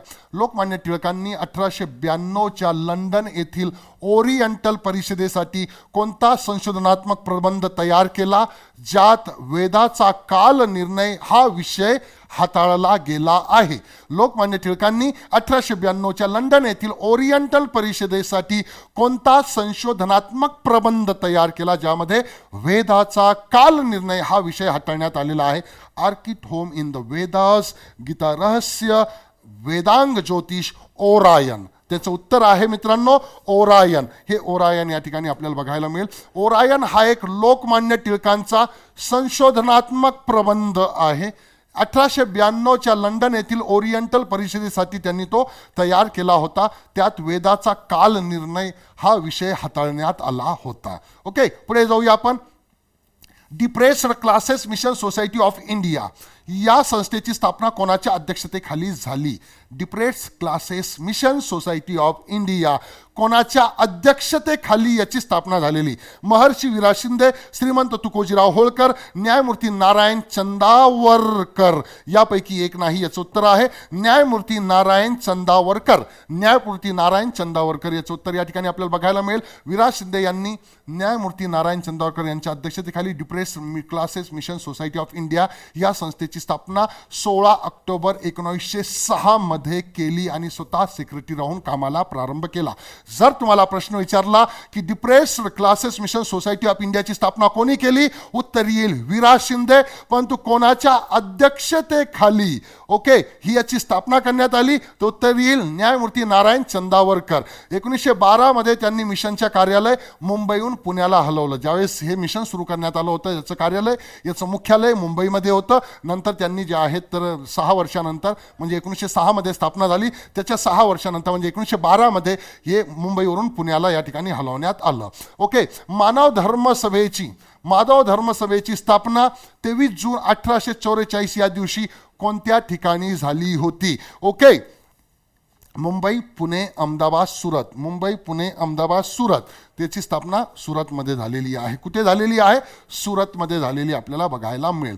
मानव धर्म सभा सुरत येथे 23 जून 1844 या दिवशी स्थापन झाली. कधी स्थापन झाली? 1844च्या 23 जूनला. धार्मिक आणि सामाजिक सुधारणा घडवून आणण्यासाठी दादोबा पांडुरंग व दुर्गाराम मंछाराम या उभयंत्यांनी ही संस्था स्थापन केलेली आपल्याला बघायला मिळेल. ओके, पुढे जाऊया. नागपूर करारातील महत्त्वाच्या तरतुदीबाबत दिलेल्या पुढील विधानातून चुकीचा पर्याय निवडायचा आहे. नागपूर करार झाला होता. त्या नागपूर करारामध्ये ज्या तरतुदी झालेल्या होत्या त्या तरतुदीमध्ये चुकीचा पर्याय आपल्याला ओळखायचा आहे. मराठी भाषिक मुलुखाच्या निरनिराळ्या विभागात राहणाऱ्या लोकांचे एक राज्य व्हावे ही एक तरतूद. उच्च न्यायालय मुंबई व नागपूर येथे असावं ही एक तरतूद. सरकारी नोकर भरतीत कोकण व मराठवाड्याला योग्य प्रतिनिधित्व द्यावं ही एक तरतूद. ती यामध्ये जे आहे चुकीचा पर्याय 3 आहे. ओके, असं कोणतंही तरतूद या ठिकाणी करण्यात आलं नव्हतं ज्यामध्ये असं नोंद आहे की कोकण आणि मराठवाड्याला योग्य प्रतिनिधित्व द्यावं म्हणून. ओके, नागपूर करारातील तरतुदी जर आपण बघितल्या तर मराठी भाषिक मुलुखाच्या निरनिराळ्या विभागात राहणाऱ्या लोकांचे एक राज्य व्हावं असं त्यामध्ये तरतूद होती. प्रत्येक घटका विभागावरील खर्च लोकसंख्येच्या प्रमाणावरती होईल. लोकसंख्येनुसार प्रत्येक विभागाला शासनात स्थान असेल. उच्च न्यायालय मुंबई व नागपूर येथे असावे. सरकारी नोकऱ्या भरतीमध्ये विदर्भ मराठवाड्याला योग्य प्रतिनिधित्व द्यावं असं त्यांचं म्हणणं होतं. कोकणचा भाग यामध्ये नव्हता. ओके, विकेंद्रीकरणावर भर देण्यात यावा असं यामध्ये म्हणण्यात आलेलं होतं. ओके, प्रार्थना समाजाचा मार्गदर्शक मुख्यत्वे कोणाला मानले जाते?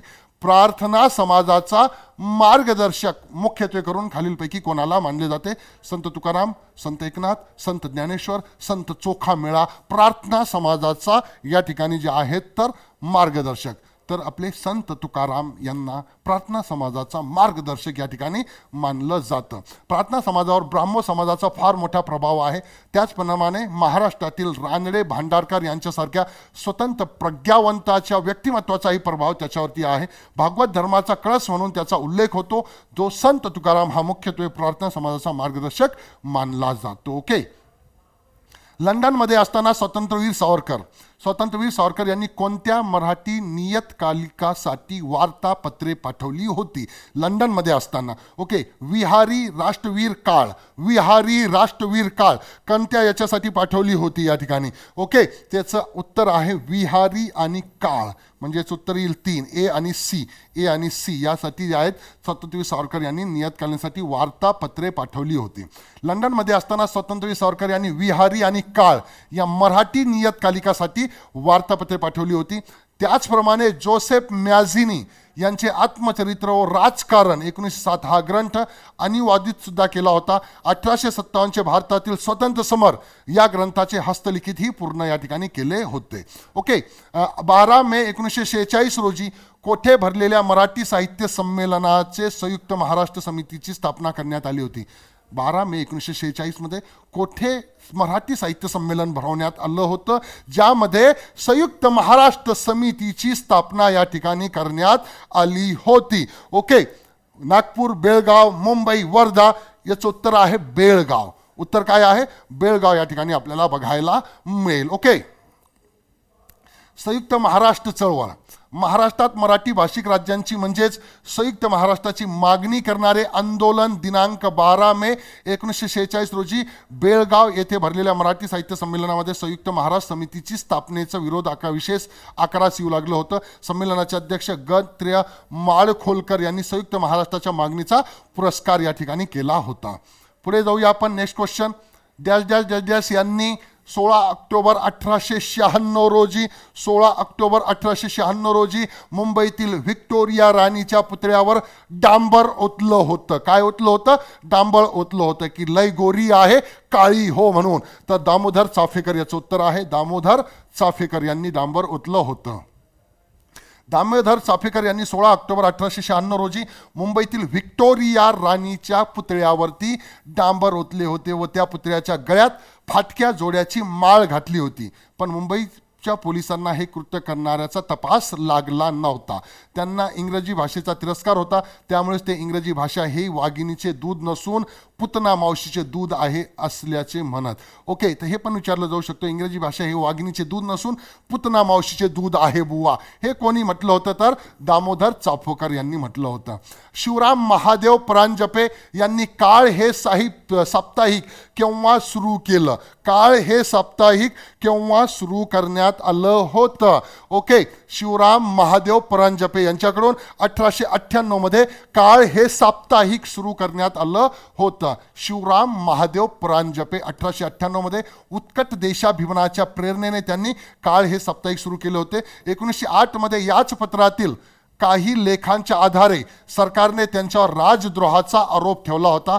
1910 साली सरकारने त्यांच्याकडून मागितलेला 10,000 रुपयाचा जामीन देऊन न शकल्यामुळे काळ साप्ताहिक बंद केले होते. ओके, ते लक्षात ठेवायचं. पंडिता रमाबाई यांनी स्थापन केलेल्या शारदा सदनच्या सल्लागार मंडळात कोणाचा समावेश होता? शारदा सदनच्या या ठिकाणी जे आहे तसं मंडळामध्ये कोणाचा समावेश होता? सल्लागार मंडळामध्ये कोणाचा समावेश होता? तर न्यायमूर्ती रांद्रे, न्यायमूर्ती तेलंग, डॉक्टर भांडारकर वरील सर्वांचा होता. हे तिन्ही होते बुवा यामध्ये.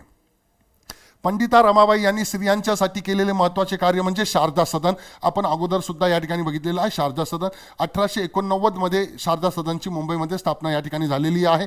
निराश्रित विधवा, अनाथ स्त्रियांच्या राहण्याची व भोजनाची मोफत व्यवस्था तेथे करण्यात आलेली होती. 1890मध्ये या संस्थेचे पुण्याला स्थलांतरण करण्यात आले होते. तेथे ही संस्था नावारूपाला आली. शारदा सदनच्या सल्लागार मंडळामध्ये न्यायमूर्ती रानडे, न्यायमूर्ती तेलंग, डॉक्टर भांडारकर यासारख्या थोर व्यक्ती होत्या. ओके. आर्य समाजाची स्थापना महाराष्ट्रात झाली असली तरी या समाजाचे कार्य डॅश डॅश या समाजाचे कार्य फार मोठे आहे. म्हणजे झाली तरी दक्षिण भारतात की उत्तर भारतात की ईशान्य भारतात की यापैकी एक नाही. आर्य समाजाची स्थापना महाराष्ट्रात झाली, परंतु कार्य कुठे जास्त आहे? उत्तर भारतामध्ये सर्वात जास्त कार्य आपल्याला या ठिकाणी बघायला मिळेल. ओके. बघा 1875मध्ये मुंबई येथे आर्य समाजाची स्थापना झाली. महाराष्ट्रात झाली असली तरी उत्तर भारतामध्ये याचे कार्य आपल्याला मोठे बघायला मिळेल.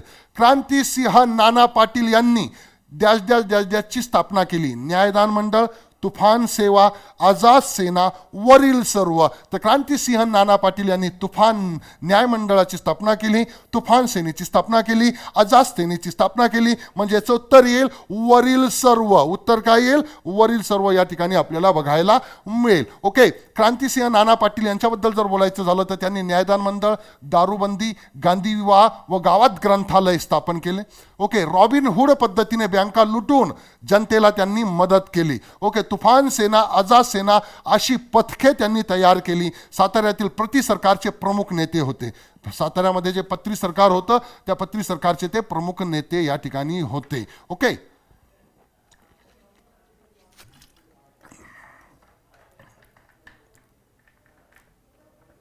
पुढे जाऊया आपण. राजश्री छत्रपती शाहू महाराज यांनी आपल्या संस्थानात महिला विषयक पुढीलपैकी कोणकोणते कायदे केले होते? महिला संबंधी कोणकोणते कायदे या ठिकाणी करण्यात आले होते बुवा? ओके. तर या ठिकाणी जर आपण बघितलं, स्त्रियांच्या छळवणुकीची प्रतिबंध करणारा कायदा, जोग तिनी विषयी कायदा, अनौरस संतती विषयक कायदा वरीलपैकी सर्व. नेमके कोणते कायदे केले होते? तर यामध्ये येईल वरीलपैकी सर्व. म्हणजे स्त्रियांच्या छळवणुकीची प्रतिबंध करणारा कायदा सुद्धा त्यांनी तयार केला होता, जोग तिनी विषयी कायदा तयार केला होता, अनौरस संतती विषयक कायदा या ठिकाणी तयार केला होता. याचं उत्तर येईल वरील सर्व. ओके. छत्रपती शाहू महाराज आपल्या संस्थानामध्ये महिला विषयक कायदा केले. त्यामध्ये आंतरजातीय व आंतरधर्मीय विवाहास मान्यता देणारा कायदा होता, नोंदणी पद्धतीस मान्यता देणारा कायदा होता, स्त्रियांच्या छळवणुकीची प्रतिबंध करणारा कायदा होता, विविध जाती धर्मियासाठी कोल्हापूरचा काडीमोड कायदा या ठिकाणी होता, अनौरस संतती विषयक कायदा होता, जोगतिनी विषयी कायदा होता, विधवा पुनर्विवाह कायदा होता. म्हणजे महिला विषयक कार्य या ठिकाणी छत्रपती शाहू महाराजांच्या आपल्याला या ठिकाणी बघायला मिळेल. चितूरसिंग नाईक यांचं नेतृत्व व मार्गदर्शनाखाली कोणत्या परिसरामध्ये इंग्रजाविरुद्ध रामोशांनी उठाव केले? ओके. सातारा, भोर, कोल्हापूर वरील सर्व. त्या ठिकाणी उत्तर येईल याचं वरील सर्व. ओके. तर बघा, चितूरसिंग नाईक हे सातारा जिल्ह्यातील रामोशांचा नेता होता. रामोशांचे नेते होते चितूरसिंग नाईक. त्यांच्याच नेतृत्व मार्गदर्शनाखाली सातारा, वाई, भोर, कोल्हापूर परिसरामध्ये इंग्रजाविरुद्ध उठाव करण्यात आले होते. लुटालूट केली आणि बराच पैसा जमा केला होता. हा पैसा त्यांनी गोरगरिबामध्ये वाटला होता. त्यांनी इंग्रजांना व इंग्रजनिष्ठ भारतीयांना त्रास दिला. इंग्रजांना पण त्रास दिला आणि इंग्रजांवरती निष्ठा ठेवणारे जे भारतीय आहे त्यांना त्रास दिला. त्यांनी स्त्रियांचा सन्मान केलेला आपल्याला बघायला मिळेल कायम. ओके. अयोग्य जोड्या तुम्हाला या ठिकाणी ओळखायच्या आहेत. ओके. अयोग्य जोड्या, विहारी, स्वराज्य, विश्ववृत्त, पंजाबी हे काही वृत्तपत्र या ठिकाणी आहे. ते कोणी सुरू केलं त्या संदर्भामधली अयोग्य जोडी या ठिकाणी आपल्याला ओळखायची आहे. ओके. तर या ठिकाणी जर आपण या ठिकाणी बघितलं तर विहारी या ठिकाणी जे आहेत तर वि गो विजापूरकर यांनी सुरू केलेलं आहे. वि गो विजापूरकर यांनी सुरू केलेलं आपल्याला या ठिकाणी नाही, विहारी रामचंद्र नारायण मंडलिक यांनी सुरू केलेलं आहे.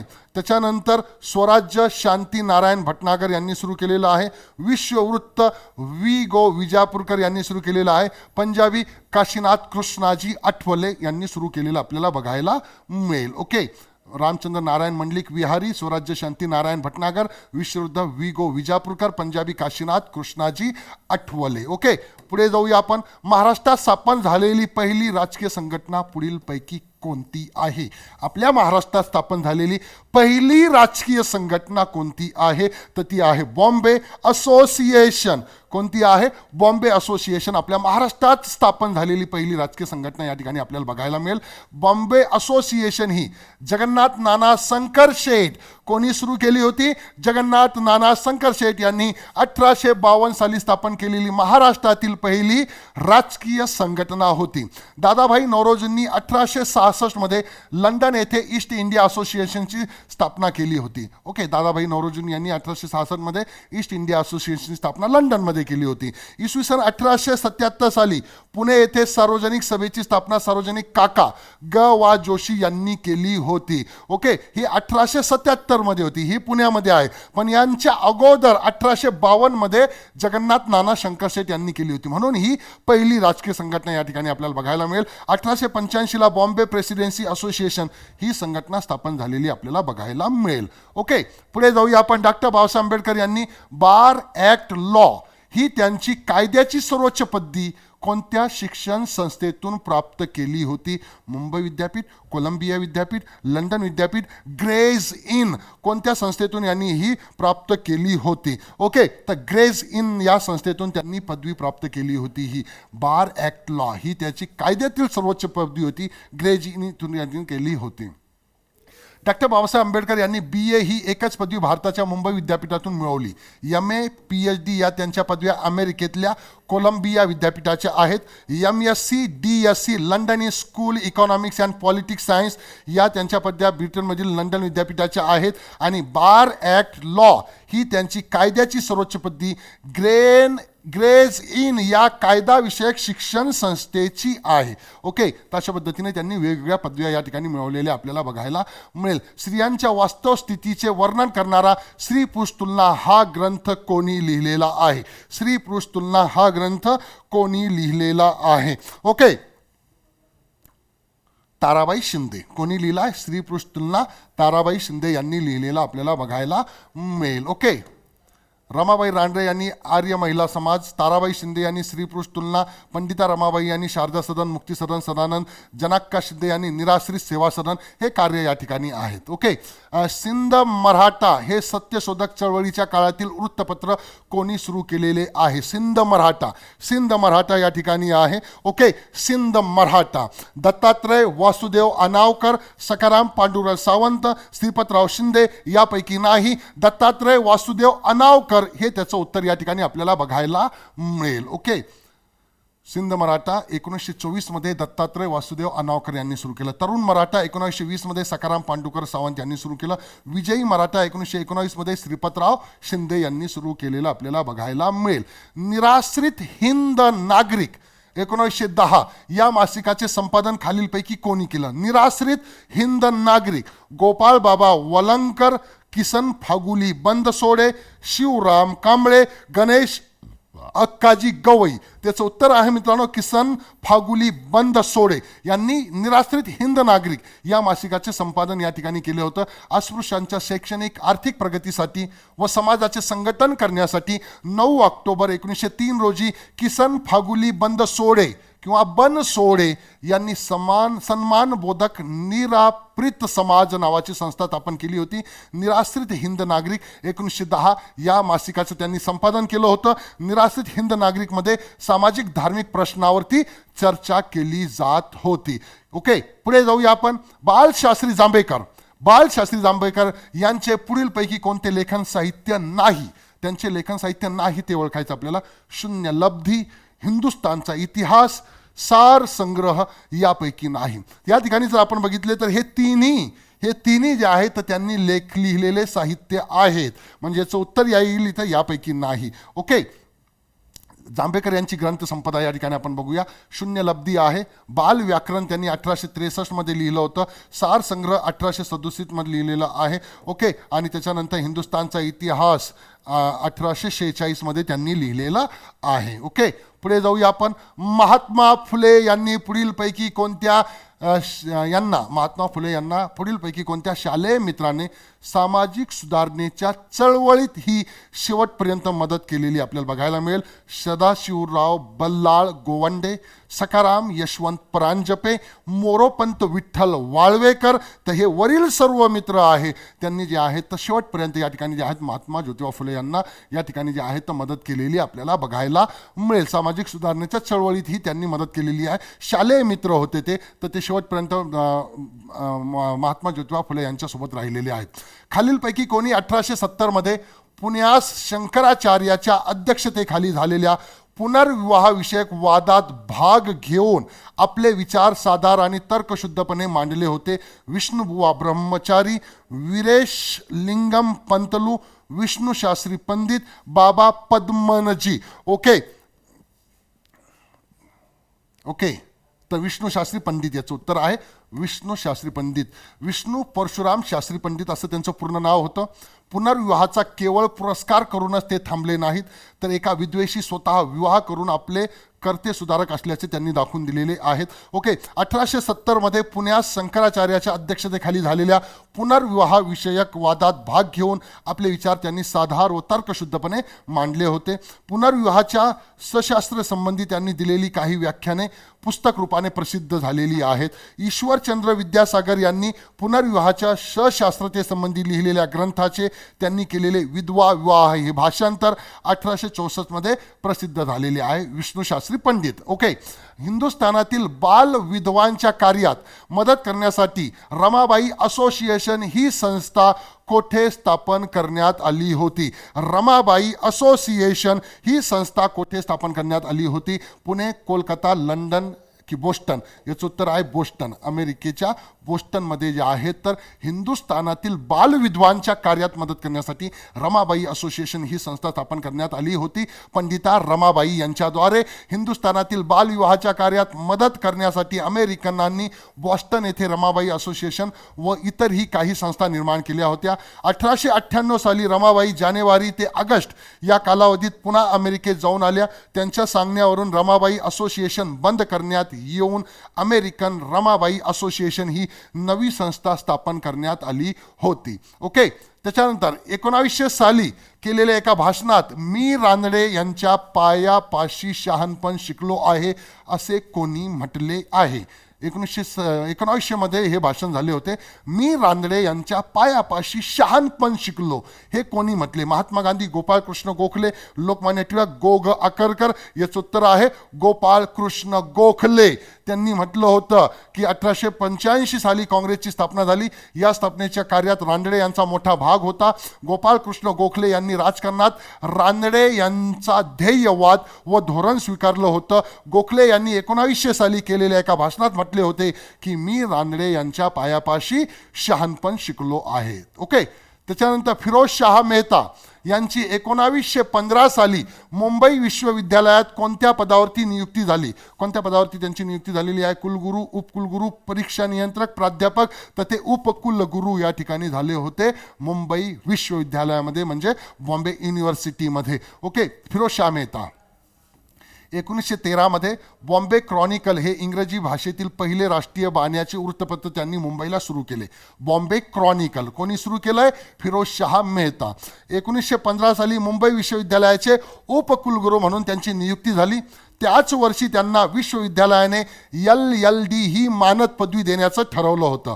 1894 ब्रिटिश सरकारने त्यांना CIE हा किताब दिला. तेव्हापासून ते सर फिरोजशाह मेहता म्हणून विख्यात झालेले आपल्याला बघायला मिळेल. पुढचा प्रश्न आहे पुढीलपैकी कोणाला दलित समाजातील पहिले वृत्तपत्र वार्ताहर म्हणून ओळखले जाते? दलित वृत्तपत्रातील पहिले वार्ताहर म्हणून कोणाला ओळखलं जातं? शिवराम जनबा कांबळे, किसन बनसोडे, गोपाळ बाबा वलंकर, कृष्णराव भालेकर. ओके त्याचं उत्तर आहे मित्रांनो गोपाळ बाबा वलंगकर. गोपाळ बाबा वलंगकर. ओके बघूया काय आहे. गोपाळ बाबा वलंकर यांना दलित समाजातील पहिले वृत्तपत्र वार्ताहर दलित समाजातील पहिले वृत्तपत्र वार्ताहर म्हणून ओळखले जाते.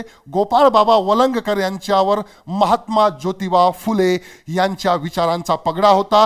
त्यांनी अस्पृश्यता निर्मूलनासाठी 1890 साली दापोली येथे अनार्य दोष परिहार समाजाची स्थापना केली होती. विटाळ विध्वंसन या आपल्या ग्रंथातून त्यांनी अस्पृश्यतेचे खंडन केले होते.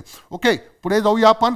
डिस्प्रेस्ड classes mission society of India या संस्थेची स्थापना मुंबई येथे केव्हा झाली? डिप्रेस्ड क्लासेस मिशन याची स्थापना मुंबई येथे कधी झाली? ओके, 12 ऑक्टोबर 1906 रोजी. ओके, याच्यावरती प्रश्न अगोदर पण आला होता की याची स्थापना मुंबई येथे झाली 1906 मध्ये. 1912 मध्ये याचं ही जी आहे तर पुण्यामध्ये हलवण्यात आलेली आपल्याला बघायला मिळेल. स्थापना कोणी केली? महर्षी वीरा शिंदे, विठ्ठल रामजी शिंदे यांनी या ठिकाणी स्थापना केलेली आपल्याला बघायला मिळेल. ओके, 12 ऑक्टोबर 1906 रोजी. कुठे? मुंबई या ठिकाणी. ओके, चला पुढे जाऊया आपण. शिका, संघटित व्हा आणि संघर्ष करा हे कोणत्या संघटनेचे ब्रीद वाक्य होते? तर हे बहिष्कृत हितकारिणी सभेचे या ठिकाणी जे आहेत तर ब्रीद वाक्य होते. अगोदर हा प्रश्न या ठिकाणी कव्हर झालेला आपल्याला बघायला मिळेल. 20 जुलै 1924 रोजी बहिष्कृत हितकारिणी सभेची स्थापना या ठिकाणी केलेली आहे. कार्यकारी मंडळाचे अध्यक्ष डॉक्टर बाबासाहेब आंबेडकर अध्यक्ष व सेक्रेटरी सीताराम शिवतकर होते. या संस्थेची उद्दिष्ट समाजात जागृती निर्माण करणे, मानवी हक्काचे संरक्षण करणे, शिक्षण देणे, आर्थिक सुधारणे होते. आणि ब्रीद वाक्य होतं शिका, संघटित व्हा आणि संघर्ष करा. ओके, खालीलपैकी कोणत्या ग्रंथाचे लेखन दादोबा पांडुरंग तळखडकर यांनी केलं नाही? म्हणजे तुम्हाला या ठिकाणी दादोबा पांडुरंग तळखडकर यांच्या सगळ्या ग्रंथाचं नॉलेज असणं गरजेचं आहे. आता आपल्याला ओळखायचं आहे यातलं की त्यांचा कोणता ग्रंथ नाही. A Hindu gentleman's reflection respecting the works of Emanuel Swedenborg. Okay, Marathi भाषेचे व्याकरण. ओके, त्याच्यानंतर धर्म विवेचन. ओके, वरीलपैकी एक नाही. तर हे सुद्धा त्यांचं आहे, हा सुद्धा त्यांचा आहे, हा सुद्धा त्यांचा आहे. म्हणजे याचं उत्तर आहे वरीलपैकी एकही नाही. हे सगळे त्यांनी लिहिलेले आपल्याला या ठिकाणी बघायला मिळेल. दादोबा पांडुरंग तळखडकर यांचं लेखन आहे मराठी भाषेचे व्याकरण. हे त्यांनी लिहिलं होतं. मराठी भाषेचे पाणिनी आपण म्हणतो. यशोदा पांडुरंगी त्यांनी लिहिलं होतं. धर्म विवेचन त्यांनी लिहिलं होतं. परमहंसिक ब्रह्मधर्म त्यांनी लिहिलं होतं. आणि a Hindu gentleman's reflection respecting the works of Emanuel Swedenborg हे त्यांचे पुस्तक या ठिकाणी आपल्याला बघायला मिळेल. ओके, योग्य जोड्या लावायच्या आहेत. जागृती, दिनमित्र, तरुण मराठा, राष्ट्रवीर हे काही या ठिकाणी जे आहे ते वृत्तपत्र आहे आपल्याकडे. ओके, ते कोणाचे होते ते या ठिकाणी आपल्याला ओळखायचं आहे. ओके, तर या ठिकाणी जागृती हा जो आहे भगवंत पाळेकर यांनी लिहिला होता. ओके, दिनमित्र मुकुंदराव पाटील यांचा होता. तरुण मराठा दिनकरराव जवळकर यांचा होता. राष्ट्रवीर शामराव देसाई यांचा या ठिकाणी आपल्याला बघायला मिळेल. ओके, जागृती बडोदामध्ये भगवंत पाळेकर, दिनमित्र नेवासामध्ये मुकुंदराव पाटील यांनी सुरू केलं. तरुण मराठा पुणेमध्ये दिनकरराव जवळकर यांनी सुरू केलं. राष्ट्रवीर बेळगावमध्ये शामराव देसाई यांनी सुरू केलेलं आपल्याला बघायला मिळेल. डॉक्टर रखमाबाई राऊत यांनी कोणत्या ठिकाणी लंडनमधील डफरीन या संस्थेच्या सहकार्याने हॉस्पिटलची उभारणी केली होती? डॉक्टर रखमाबाई राऊत यांनी कोणत्या ठिकाणी लंडनमधील डफरीन या संस्थेच्या सहकार्याने हॉस्पिटलची उभारणी करण्यात आली होती? मुंबई, दिल्ली, राजकोट, वरील सर्व. त्याचं उत्तर या ठिकाणी येईल. या तिन्ही ठिकाणी त्यांनी केली होती. याचं उत्तर आहे वरील सर्व. ओके, तर बघा डॉक्टर रखमाबाई राऊत 1864 मध्ये त्यांचा जन्म झालेला. 1955 मध्ये त्यांचं निधन झालेलं. 1890 मध्ये त्या वैद्यकीय पदवीसाठी इंग्लंडला गेल्या होत्या. 1894 मध्ये मुंबईत परतल्यानंतर आपल्या वैद्यकीय व्यवसायाची सुरुवात रखमाबाईंनी मुंबईतील कामा हॉस्पिटलमधून केली होती. तिथे त्या हाऊस सर्जन होत्या. सुरतमध्ये शेठ मोरारजी भाई वर्जभूषणदास मालवी या हॉस्पिटलच्या उभारणीत त्यांचा सिंहाचा वाटा होता. मुंबई, दिल्ली, राजकोट, सुरत इत्यादी ठिकाणी त्यांनी लंडनमधील डफरन या संस्थेच्या सहकार्याने हॉस्पिटलची उभारणी केली होती. ओके, तर हे या ठिकाणी लक्षात ठेवायचं आहे doctor Rakhmabai Raut. Okay, doctor Babasaheb Ambedkar यांच्या मतानुसार कोणती विधाने योग्य आहेत? त्यांच्या मतानुसार कोणती विधाने योग्य आहेत? हिंदुस्थानची आणि काश्मीरची फाळणी ह्या भारताच्या प्रगतीच्या दृष्टीने अटळ गोष्टी आहेत. देवनागरी लिपीतील हिंदी ही राष्ट्रभाषा असावी व ती पूर्णपणे अंमलात येईपर्यंत इंग्रजी भाषा असावी. छोटी राज्ये हाच एकमेव राज्य पुनर्रचनेचा मार्ग आहे. तर यांची जी विधाने होती ही वरील सर्व योग्य आहे. या ठिकाणी हे तिन्ही विधानं जे आहेत तर डॉक्टर बाबासाहेब आंबेडकर यांच्या मतानुसार विधाने योग्य आहेत हे. ओके, तर हिंदुस्थानची आणि काश्मीरची फाळणी या भारताच्या प्रगतीच्या दृष्टीने अटळ गोष्टी आहेत असे त्यांना वाटत होते. भारताच्या तत्कालीन परराष्ट्रीय धोरणामुळे भारतास एकही सच्चा मित्र राहणार नाही अशी त्यांची भूमिका होती. देवनागरी लिपीतील हिंदी ही राष्ट्रभाषा असावी, परंतु ती पूर्णपणे अंमलात येईपर्यंत इंग्रजी भाषा या ठिकाणी असावी. त्याचप्रमाणे छोटे राज्य हे एकमेव राज्य पुनर्रचनेचा मार्ग आहे असं त्यांना वाटत होतं. ओके, पुढचा प्रश्न, आंबेडकरांनी सुरू केलेल्या मूकनायक पाक्षिकाच्या शीर्षभागी कोणाची वचने होती? शीर्षभागी कोणाची वचने या ठिकाणी होती? ओके, संत ज्ञानेश्वर, संत तुकाराम, महात्मा फुले, संत गोरोबा. ओके, संत गोरा कुंभार या ठिकाणी आहेत. ओके, तर त्या ठिकाणी संत तुकाराम यांची वचने होती. संत तुकाराम. ओके, आंबेडकरांनी राजश्री शाहू महाराजांच्या मदतीने राजश्री शाहूंनी या पाक्षिकासाठी 2500 रुपये मदत केली होती. 31 जानेवारी 1920 रोजी मूकनायक हे पाक्षिक सुरू केले. मूकनायक पाक्षिकाच्या शीर्षभागी संत तुकारामाची वचने होती. सुरू कोणी केलंय? डॉक्टर बाबासाहेब आंबेडकरांनी. कधी केलंय? 31 जानेवारी 1920 रोजी. कोणाच्या मदतीने? राजश्री शाहू महाराजांच्या मदतीने. शीर्षभागी कोणाची वचने होती?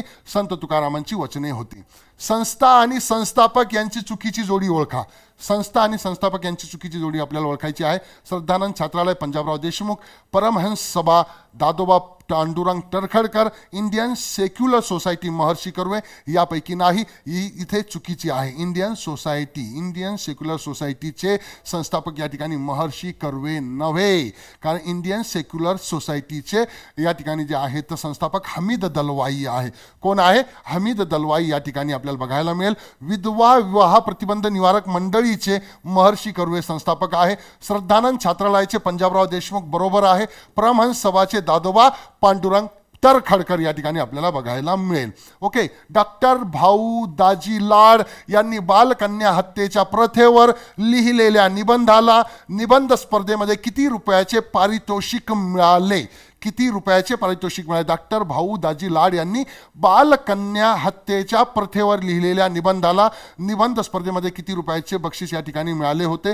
तर त्यांना 600 रुपयाचे बक्षीस या ठिकाणी मिळाले होते. ओके, तर बघा, भाऊ दाजी लाड यांनी कच्छ, काठेवाड या गुजरातच्या विभागातील बालकन्या हत्येच्या प्रथेवर इंग्रजी व गुजराती अशा दोन्ही भाषामध्ये एक निबंध लिहिला. निबंध स्पर्धेत त्यांना 600 रुपयाचे पारितोषिक मिळाले होते आणि त्यांच्या चिकित्सक अभ्यासू व संशोधन वृत्तीला चालना मिळाली होती. डॉक्टर जॉन विल्सन यांनी आपल्या ग्रंथात यातील मजकूर उद्धृत केला आहे. ओके, चला पुढे जाऊया आपण. 1990 मध्ये नारायण मेघाजी लोखंडे यांनी दिनबंधू या वृत्तपत्राचे संपादन व मुद्रण कोठून सुरू केले? नारायण मेघाजी लोखंडे. ओके, तर हे मुंबईमधून करण्यात आलं होतं. कुठून करण्यात आलं होतं? मुंबईमधून. ओके, दिनबंधू. 1 जानेवारी 1877 रोजी कृष्णराव भालेकर यांनी पुणे येथून दिनबंधू हे वृत्तपत्र सुरू केले. 1890 मध्ये नारायण मेघाजी लोखंडे यांनी वृत्तपत्राचे संपादन व मुद्रण मुंबई येथून या ठिकाणी केलेलं आपल्याला बघायला मिळेल. महात्मा फुलेंच्या सत्यशोधक विचारांचा प्रचार करण्याचे कार्य या वृत्तपत्राने केलेले आहे. हे वृत्तपत्र सत्यशोधक चळवळीचे मुखपुत्र या ठिकाणी होते. ओके, मुखपत्र. ओके, पुढे आहे किसन फागुजी बनसोडे यांनी कोणत्या प्रांतामध्ये अस्पृश्योद्धाराचे कार्य या ठिकाणी केलेले आपल्याला या ठिकाणी बघायला मिळेल. ओके, तर हे वऱ्हाड भागामध्ये यांनी हे केलेलं आपल्याला बघायला मिळेल. किसन फागुजी बनसोडे किंवा बनसोडे. किसन फागुजी बनसोडे यांनी वऱ्हाड प्रांतामध्ये अस्पृश्योद्धाराचे कार्य केलेले आहे. बनसोडे यांनी चोखामेळा कन्या शाळा सुरू केली. अनेक विद्यार्थी वसतिगृहे त्यांनी काढली. अस्पृश्यांच्या शैक्षणिक आर्थिक प्रगतीसाठी त्यांनी सन्मानबोधक निराप्रीत समाज स्थापला या ठिकाणी होता. ओके, पुढे या ठिकाणी आपण बघूया प्रार्थना समाजाचे पहिले अध्यक्ष कोण होते? प्रार्थना समाजाचे पहिले अध्यक्ष कोण होते? दादोबा पांडुरंग टरखडकर. डॉक्टर आत्माराम पांडुरंग, महादेव गोविंद रानडे, डॉक्टर रोग भांडारकर. याचं उत्तर आहे आत्माराम पांडुरंग. डॉक्टर आत्माराम पांडुरंग. प्रार्थना समाज बघा 31 मार्च 1867 रोजी प्रार्थना समाजाची स्थापना झाली. परमहंस सभा विसर्जित झाल्यानंतर तिच्याच काही सभासदांनी प्रार्थना समाज स्थापन केला. दादोबांचे बंधू दादोबा तरखडकर यांचे बंधू डॉक्टर आत्माराम पांडुरंग हे प्रार्थना समाजाचे पहिले अध्यक्ष होते. या संस्थेस मुंबई विद्यापीठातील तरुण पदवीधर मिळाल्यामुळे त्याची प्रतिष्ठा वाढली. न्यायमूर्ती महादेव गोविंद रानडे, न्यायमूर्ती डॉक्टर राघव भांडारकर यांनी प्रार्थना समाजाचे कार्य पुढे चालवले. ओके, लोकहितवादींनी भाऊ महाजन यांच्या प्रभाकरमधून डॅश डॅश डॅश डॅश शतपत्रे लिखाणास सुरुवात केली होती. कधी सुरुवात केली होती त्यांनी? ओके, कधी सुरुवात केली होती? लोकहितवादींनी भाऊ महाजन यांच्या प्रभाकरमधून शतपत्रे, शतपत्रे कोणाची आहे? लोकहितवादींची आहे. कशामध्ये लिहिली? प्रभाकरमध्ये लिहिली. प्रभाकर कोणाचा आहे? भाऊ महाजनचा आहे.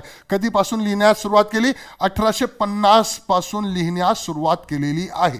1850 पासून लिहिण्यास सुरुवात केलेली आपल्याला बघायला मिळेल. ओके, 1850 की 1848 आहे. 1850 नव्हे, 1848 या ठिकाणी आपल्याला बघायला मिळेल. लोकहितवादींनी भाऊ महाजन यांच्या प्रभाकरमधून 1848 मध्ये शतपत्रे लिखाणास सुरुवात केली. त्यातून त्यांनी ऐतिहासिक, धार्मिक, राजकीय, सामाजिक माहिती दिली. ओके, एकूण 108 शतपत्रे आहेत. किती आहेत? एकूण 108 शतपत्रे आहेत व 1850 मध्ये ते लिहून पूर्ण झाली होती. सुरुवात 1848 करण्यात आली होती आणि 1850 मध्ये ते लिहून पूर्ण झाली होती. ओके, पुढे जर आपण बघितला तर खालीलपैकी कोणत्या साली राष्ट्रीय सभेच्या अधिवेशनानंतर सामाजिक परिषद भरवण्यात आली? तर 1887 मध्ये राष्ट्रीय सभेच्या अधिवेशनानंतर सामाजिक परिषद या ठिकाणी भरवण्यात आली होती. भारतीय समाजातील सामाजिक प्रश्नांची चर्चा करून सामाजिक सुधारणेला अनुकूल वातावरण निर्माण व्हावे यासाठी प्रयत्न करणारी 19व्या शतकातील सामाजिक परिषद ही एक संघटना आहे. न्यायमूर्ती रानडे यांनी या संघटनेच्या स्थापनेसाठी फार परिश्रम या ठिकाणी घेतलेले आहे. 1887 साली राष्ट्रीय सभेच्या अधिवेशनानंतर सामाजिक परिषद भरवण्यात आली होती. ओके, पुढे जाऊया आपण. बाळशास्त्री जांभेकर यांनी खालीलपैकी कोणाकडे शिक्षण घेतले? बाळशास्त्री जांभेकर यांनी कोणाकडे शिक्षण घेतलेलं आहे? गंगाधर शास्त्री, सदाशिव काशीनाथ उर्फ बापू छत्रे, बापू शास्त्री शुक्ल, वरील सर्व. याचं उत्तर आहे सदाशिव काशीनाथ उर्फ बापू छत्रे यांच्याकडे बाळशास्त्री जांभेकर यांनी या ठिकाणी शिक्षण घेतलेलं आपल्याला बघायला मिळेल. ओके, बाळशास्त्री जांभेकर हे जो फोटो दिसत आहे तुम्हाला, बाळशास्त्री जांभेकर यांचा आहे. गंगाधर शास्त्री या पित्याच्या मार्गदर्शनाखाली प्राथमिक शिक्षण घेतल्यानंतर मुंबईस येऊन सदाशिव काशीनाथ उर्फ बापू छत्रे आणि बापू शास्त्री शुक्ल यांच्याकडे अनुक्रमे इंग्रजी व संस्कृत ते शिकू लागले. या दोन विषयाबरोबरच गणित आणि शास्त्र विषयात त्यांनी प्रावीण्य मिळाली. अनेक भारतीय व परदेशी भाषांमध्ये त्यांनी परिचय करून घेतलेला आपल्याला या ठिकाणी बघायला मिळेल. तसं तर याचं उत्तर असं असायला पाहिजे होतं, यांनी खालीलपैकी कोणाकडे शिक्षण घेतलं? गंगाधर शास्त्री त्यांचे वडील होते, त्यांनी पण त्यांना शिकवलं. सदाशिवराव काशीनाथ उर्फ बापू छत्रे यांनी पण शिकवलं. बापू शास्त्री शुक्ल यांनी पण शिकवलं. त्याचं उत्तर वरील सर्व यायला पाहिजे. ओके, तर वरील सर्व सुद्धा याचा आपल्याला या ठिकाणी बघू शकतो आपण. पुढे जाऊया आपण. अस्पृश्यता नष्ट व्हावी आणि वेशी बाहेरच्या या लोकजीवनात शिक्षणाची पहाट व्हावी यासाठी 24 नोव्हेंबर 1902 रोजी शिवराम जनाबा कांबळे यांनी 51 गावातील 1588 अस्पृश्यांना कोणत्या ठिकाणी एकत्र आणलं होतं? सासवड, सातारा, माणगाव, मावळ. सासवड, सातारा, माणगाव आणि मावळ. कोणी आणलं होतं? त्यासाठी शिवबा जनाबा कांबळे. उत्तर सासवड आहे. उत्तर काय आहे? सासवड आहे. साधू संतांनी ज्याबद्दल देवाकडे गाऱ्हाणी घातली ती अस्पृश्यता नष्ट व्हावी आणि वेशी बाहेरच्या या लोकजीवनात शिक्षणाची पहाट व्हावी यासाठी 24 नोव्हेंबर 1902 रोजी शिवराम जनाबा कांबळे यांनी 51 गावातील 1588 अस्पृश्यांना सासवड गावी एकत्र आणले. मोठी सभाच भरवली. महारांना लष्कर पोलीस खात्यात प्रवेश द्यावा, त्यांच्या मुलामुलींच्या शिक्षणाची विनामूल्य सोय करावी असा ठराव या ठिकाणी संमत केलेला आपल्याला या ठिकाणी बघायला मिळेल. पुढे जाऊया आपण. धर्माचा सुकाळ व बकऱ्यांचा काळ हा लेख पुढीलपैकी कोणी लिहिला? धर्माचा सुकाळ आणि बकऱ्यांचा काळ. लोकहितवादी डॉक्टर आंबेडकर, महात्मा फुले, गो ग आगरकर. कोणी लिहिलाय हा? ओके, तर या ठिकाणी जे आहे तर उत्तर आहे गो ग आगरकर यांनी हा लिहिलेला आहे. धर्माचा सुकाळ आणि बकऱ्यांचा काळ. ओके, आगरकरांचे लेख जर आपण बघितले, आमचे अजून ग्रहण सुटले नाही, हा एक लेख आहे त्यांचा प्रसिद्ध असा. त्याच्यानंतर शनिदेव ग्रह हा 7.5चा देव ही कल्पना भ्रामक आहे असं गोगा आगरकर म्हणायचे. प्रेतक्रिया व प्रेत संस्कार, धर्माचा सुकाळ व बकऱ्यांचा काळ, अशा पद्धतीचे लेख गोगा आगरकर यांनी लिहिलेले आपल्याला बघायला मिळेल. भाई माधवराव बागल यांनी खालीलपैकी कोणत्या साप्ताहिकाचे संपादन केले? भाई माधवराव बागल यांनी खालीलपैकी कोणत्या साप्ताहिकाचे संपादन केले? तर त्यांनी अखंड या साप्ताहिकाचे संपादन या ठिकाणी केलेलं आपल्याला बघायला मिळेल. भाई माधवराव बागल, हे भाई माधवराव बागल आहे, यांनी अखंड व भारत या साप्ताहिकाचे संपादन केलेले आहे. महाराष्ट्र शासनाने त्यांना दलित मित्र म्हणून गौरवले होते. त्यांचे ग्रंथ आहे समाज सत्ता की भांडवलशाही, स्वराज्याचे शत्रू, महात्मा फुले जीवन प्रवाह, हे त्यांनी लिहिलेले काही महत्त्वाचे भाग आहे. ओके, 12 जानेवारी 1872 रोजी कोणी खादी वापरण्याची शपथ घेतली व ती आयुष्यभर पाळली? ओके, लोकमान्य टिळक, महात्मा गांधी, सार्वजनिक काका, न्यायमूर्ती रानडे. सार्वजनिक काका की न्यायमूर्ती रानडे? त्याचं उत्तर येईल सार्वजनिक काका यांनी जे आहेत 12 जानेवारी 1872 रोजी खादी वापरण्याची शपथ घेतली होती व ती आयुष्यभर पाळण्याचं या ठिकाणी जे आहेत ते पाळलेलं सुद्धा आहे. ओके, सार्वजनिक काका. न्यायमूर्ती रानडे यांच्याशी सल्लामसलत करून सार्वजनिक काकांनी 1872 मध्ये स्वदेशी चळवळीचा श्री गणेशा केला होता. सार्वजनिक काका यांनी.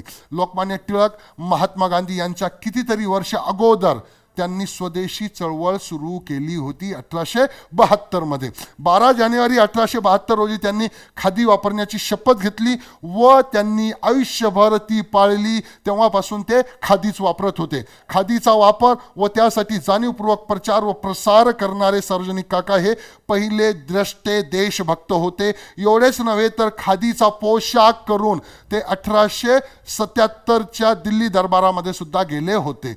ओके, तशा पद्धतीने हा एक भाग आहे. पुढे बघूया आपण. वैद्यकीय वाङ्मयातील धर्माचा उद्गम आणि विकास. वैद्यकीय वाङ्मयातील धर्माचा उद्गम आणि विकास या प्रबंधाबद्दल कोलंबिया विद्यापीठाची डॉक्टरेट ही पदवी कोणाला मिळाली होती? विरा शिंदे, पंजाबराव देशमुख, विष्णुशास्त्री पंडित, गोपाळ हरी देशमुख. कोणाला मिळाली होती ही पदवी? तर ही पदवी मिळाली होती पंजाबराव देशमुख यांना. पंजाबराव देशमुख यांना मिळाली होती. पंजाबराव देशमुख यांच्याबद्दल जर बोलायचं झालं तर वैद्य वाङ्मयातील धर्माचा उद्गम आणि विकास या प्रबंधाबद्दल, प्रबंध म्हणजे त्यांचा थेसिस होता तो, त्यांना कोलंबिया विद्यापीठाची डॉक्टरेट ही पदवी या ठिकाणी मिळाली होती. 1928 मध्ये अमरावती जिल्ह्यातील अंबाबाई मंदिर अस्पृश्यासाठी खुले व्हावे म्हणून त्यांनी सत्याग्रह केला होता. पंजाबराव देशमुख यांनी अमरावती येथे श्रद्धानंद छत्रालय त्यांनी सुरू केलं होतं. ओके, म्हणून या ठिकाणी जे आहे तर पंजाबराव देशमुख यांच्या नावाने युनिव्हर्सिटी पण आपण या ठिकाणी केलेली आपल्याला बघायला मिळेल.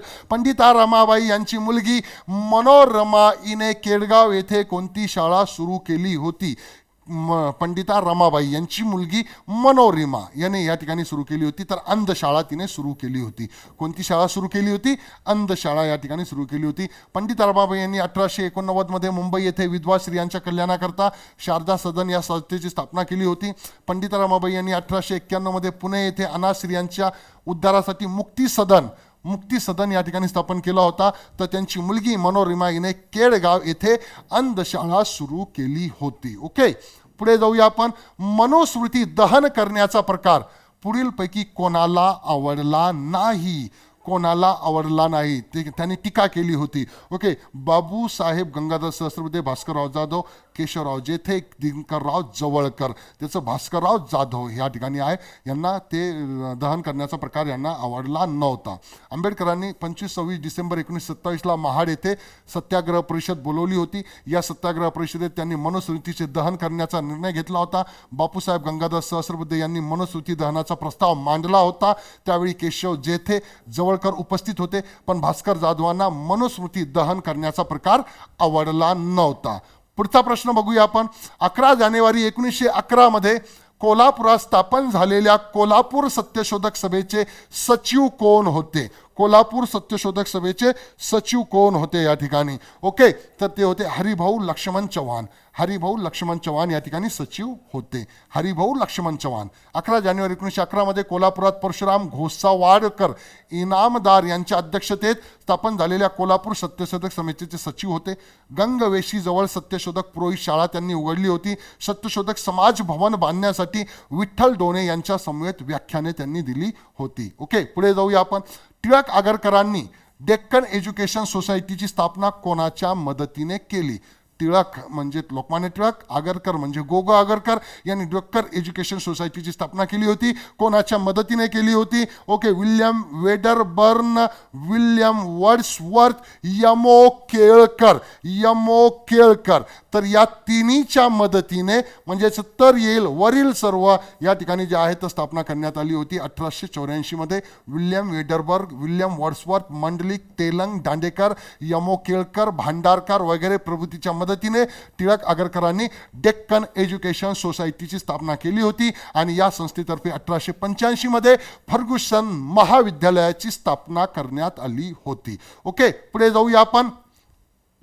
आद्य शंकराचार्य हे पश्चिम मगधचा राजा पूर्व वर्मा यांच्या कारकिर्दीत होऊन इसवी सन 590 गेल्याचे कोणी सिद्ध केलेले आपल्याला या ठिकाणी बघायला मिळेल. Okay, K.T.. तेलंग यांनी. कोणी सिद्ध केले? के.टी. तेलंग यांनी सिद्ध केले. काशीनाथ त्र्यंबक तेलंग किंवा के.टी. तेलंग यांना आपण म्हणतोय. ओके, आद्य शंकराचार्य हे पश्चिम मगधचा राजा पूर्व वर्मा यांच्या कारकिर्दीत होऊन गेल्याचे त्यांनी सिद्ध केले आहे. डॉक्टर वेबर यांनी रामायण काळ संबंधीचा मांडलेला सिद्धांत तसेच लेरिंगेर यांचे भगवद्गीते संबंधीचे प्रतिपादन तर्कशुद्ध पद्धतीने खोडून सुद्धा काढलेले आहे के.टी. तेलंग यांनी. पृथ्वी शेषाच्या मस्तकावर तरली नसून ती दलितांच्या तळहातावर तरलेली आहे असे कोण म्हणत होतं? असं कोण म्हटलेलं आहे की ही पृथ्वी ही जी आहे शेषनागाच्या मस्तकावर नसून ती जी आहे दलितांच्या तळहातावरती तरलेली आपल्याला या ठिकाणी बघायला मिळेल. ओके, तर असे अण्णाभाऊ साठे हे म्हणत होते. कोण म्हणत होते? अण्णाभाऊ साठे या ठिकाणी म्हणायचे. अण्णाभाऊ साठे यांच्याबद्दल जर बोलायचं झालं, डॉक्टर बाबासाहेब आंबेडकर यांच्या लढाऊ आणि विमोचक विचारांचे संस्कार त्यांच्या मनावर खोलवर झालेले होते. जग बदल घालूनी घाव सांगून गेले मज भीमराव हे त्यांचे गीत खूप गाजले होते. जग बदल घालूनी घाव सांगून गेले मज भीमराव. ओके, त्यांनी लिहिलेल्या लावण्यामध्ये माझी मैना गावावर राहिली आणि मुंबईची लावणी या अजोड आणि अविस्मरणीय आहेत. अतिशय तळमळीने लिहिण्याची त्यांची वृत्ती होती. पृथ्वी शेषनागाच्या मस्तकावर तरली नसून ती दलितांच्या तळ हातावर तरलेली आहे असे ते म्हणत आणि हाच त्यांच्या लेखनाचा प्रेरणा स्रोत होता. ओके, विनोबा भावे यांनी गीतेबाबत कोणता दृष्टिकोन मान्य केला होता? विनोबा भावे गीतेबाबत म्हणजे भगवद्गीतेबाबत लोकमान्य टिळकांच्या गीता रहस्याचा मुख्य दृष्टिकोन, आद्य शंकराचार्याचा मुख्य दृष्टिकोन, फक्त कथन ए बरोबर, फक्त कथन बी बरोबर, कथन ए आणि बी दोन्ही बरोबर, कथन ए आणि बी दोन्ही चूक या ठिकाणी आहे. तर या ठिकाणी याचं उत्तर या ठिकाणी आहे ओके, आद्य शंकराचार्याचा मुख्य दृष्टिकोन म्हणजे फक्त कथन बी बरोबर हे त्यांनी मान्य केला होता विनोबा भावे यांनी. लोकमान्य टिळकाच्या गीता रहस्याचा मुख्य दोष त्यांनी मानला नाही. ओके, आद्य शंकराचार्याचा मुख्य दृष्टिकोन त्यांनी मान्य केलेला आहे असे दिसून येते. मोहनिरास म्हणजेच अज्ञान नाश हे गीतेचे मुख्य उद्दिष्ट त्यांनी मानले. अर्जुनाला युद्धास प्रवृत्त करणे हा उद्देश गृहीत धरून केलेल्या कर्मयोगाचाच उपदेश गीतेत आहे. हा टिळकांचा दृष्टिकोन विनोबांनी स्वीकारला नाही. विनोबांनी निष्काम कर्मयोग मान्य केला परंतु युद्धोपदेशाकडे कानाडोळा केलेला आपल्याला बघायला मिळेल. ओके, रघुनाथ ढोंडो कर्वे यांनी पुढीलपैकी कोणत्या महाविद्यालयामध्ये गणिताचे प्राध्यापक म्हणून या ठिकाणी काम केलेलं आपल्याला बघायला मिळेल? ओके, तर सर्व एल्फिन्स्टन कॉलेज, कर्नाटक कॉलेज आणि गुजरात कॉलेजमध्ये त्यांनी काम केलेले आहे गणिताचे प्राध्यापक म्हणून. रघुनाथ ढोंडो कर्वे गणित विषयात एम.ए. पॅरिस येथून फ्रेंच अकादमीची डे सुदुस्पेरियर ही पदवी त्यांनी 1920मध्ये घेतली. एल्फिन्स्टन कॉलेज मुंबईमध्ये 1908 ते 17, कर्नाटक कॉलेज धारवाडमध्ये 1917 ते 19, डेक्कन कॉलेज पुणेमध्ये 1921, गुजरात कॉलेज अहमदाबाद ओके या ठिकाणी 1921 ते 22 व विल्सन कॉलेज मुंबई 1922 या विद्यालयात त्याने गणिताचे प्राध्यापक म्हणून कार्य केलेलं आपल्याला बघायला मिळेल. ओके, विष्णू शास्त्री चिपळूणकर यांनी शाला पत्रक मासिकातून संस्कृत कवीवर लिहिलेले समीक्षात्मक निबंध संस्कृत कवी पंचक या नावाने प्रसिद्ध झाले. त्यात पुढीलपैकी कोणत्या संस्कृत कवीचा समावेश होत नाही? तर यामध्ये कालिदास, भाऊभूती, दंडी, अश्वघोष यांचा समावेश त्यामध्ये होत नाही. ओके, विष्णू शास्त्री चिपळूणकर शाला पत्रक मासिकातून कालिदास, भाऊभूती, बाण, सुबंधू, दंडी या संस्कृत कवीवर त्यांनी जे समीक्षात्मक निबंध लिहिले आहे ते पुढे संस्कृत कवी पंचक या नावाने प्रसिद्ध झाले. या निबंधांनी काव्य समीक्षेच्या पाश्चात्य दृष्टीला महत्त्व दिले व प्राचीन कवीचा काल, कविता आणि कला यांच्या मीमांसेत ऐतिहासिक दृष्टी या ठिकाणी वापरलेली आपल्याला बघायला मिळेल. ओके, वृद्धप काळामुळे शिवराम महादेव परांजपे यांनी स्वराज्य हे साप्ताहिक कोणाच्या स्वाधीन केले? केशवराव जेथे, शंकरराव जेव, त्याच्यानंतर श्रीपतराव शिंदे, वालचंद कोठारी कोणाच्या नावावरती या ठिकाणी दिलेलं आहे त्यांनी? ओके, तर शंकरराव देव यांच्याकडे दिलेलं आहे. ओके, टिळकांच्या मृत्यूनंतर 12 ऑगस्ट 1920 रोजी शिवराम महादेव परांजपे यांनी स्वराज्य हे नवे साप्ताहिक काढले आणि त्यातून महात्मा गांधीच्या असहकारितेच्या चळवळीचा पुरस्कार केला. तथापि काळ ही लोकप्रिय या साप्ताहिकाला लाभली नाही. ओके, या पुढे वृद्धप काळामुळे ते साप्ताहिक त्यांनी शंकरराव देव यांच्या स्वाधीन केलेले आपल्याला बघायला मिळेल 1927मध्ये. हायलँड या लेखकाने खालीलपैकी कोणाची तुलना इटलीतील काव्यूरशी केली आहे? गोपाळ कृष्ण गोखले, लोकमान्य टिळक, म गो रानडे, गो ग आगरकर. ओके, गोपाळ कृष्ण गोखले यांची जी तुलना आहे ती तुलना हायलँड या लेखकाने इटलीतील काहूरशी केलेली आपल्याला बघायला मिळेल. ओके, हायलँड या लेखकाने गोपाळकृष्ण गोखले यांची तुलना इटलीतील काहूरशी केली आहे.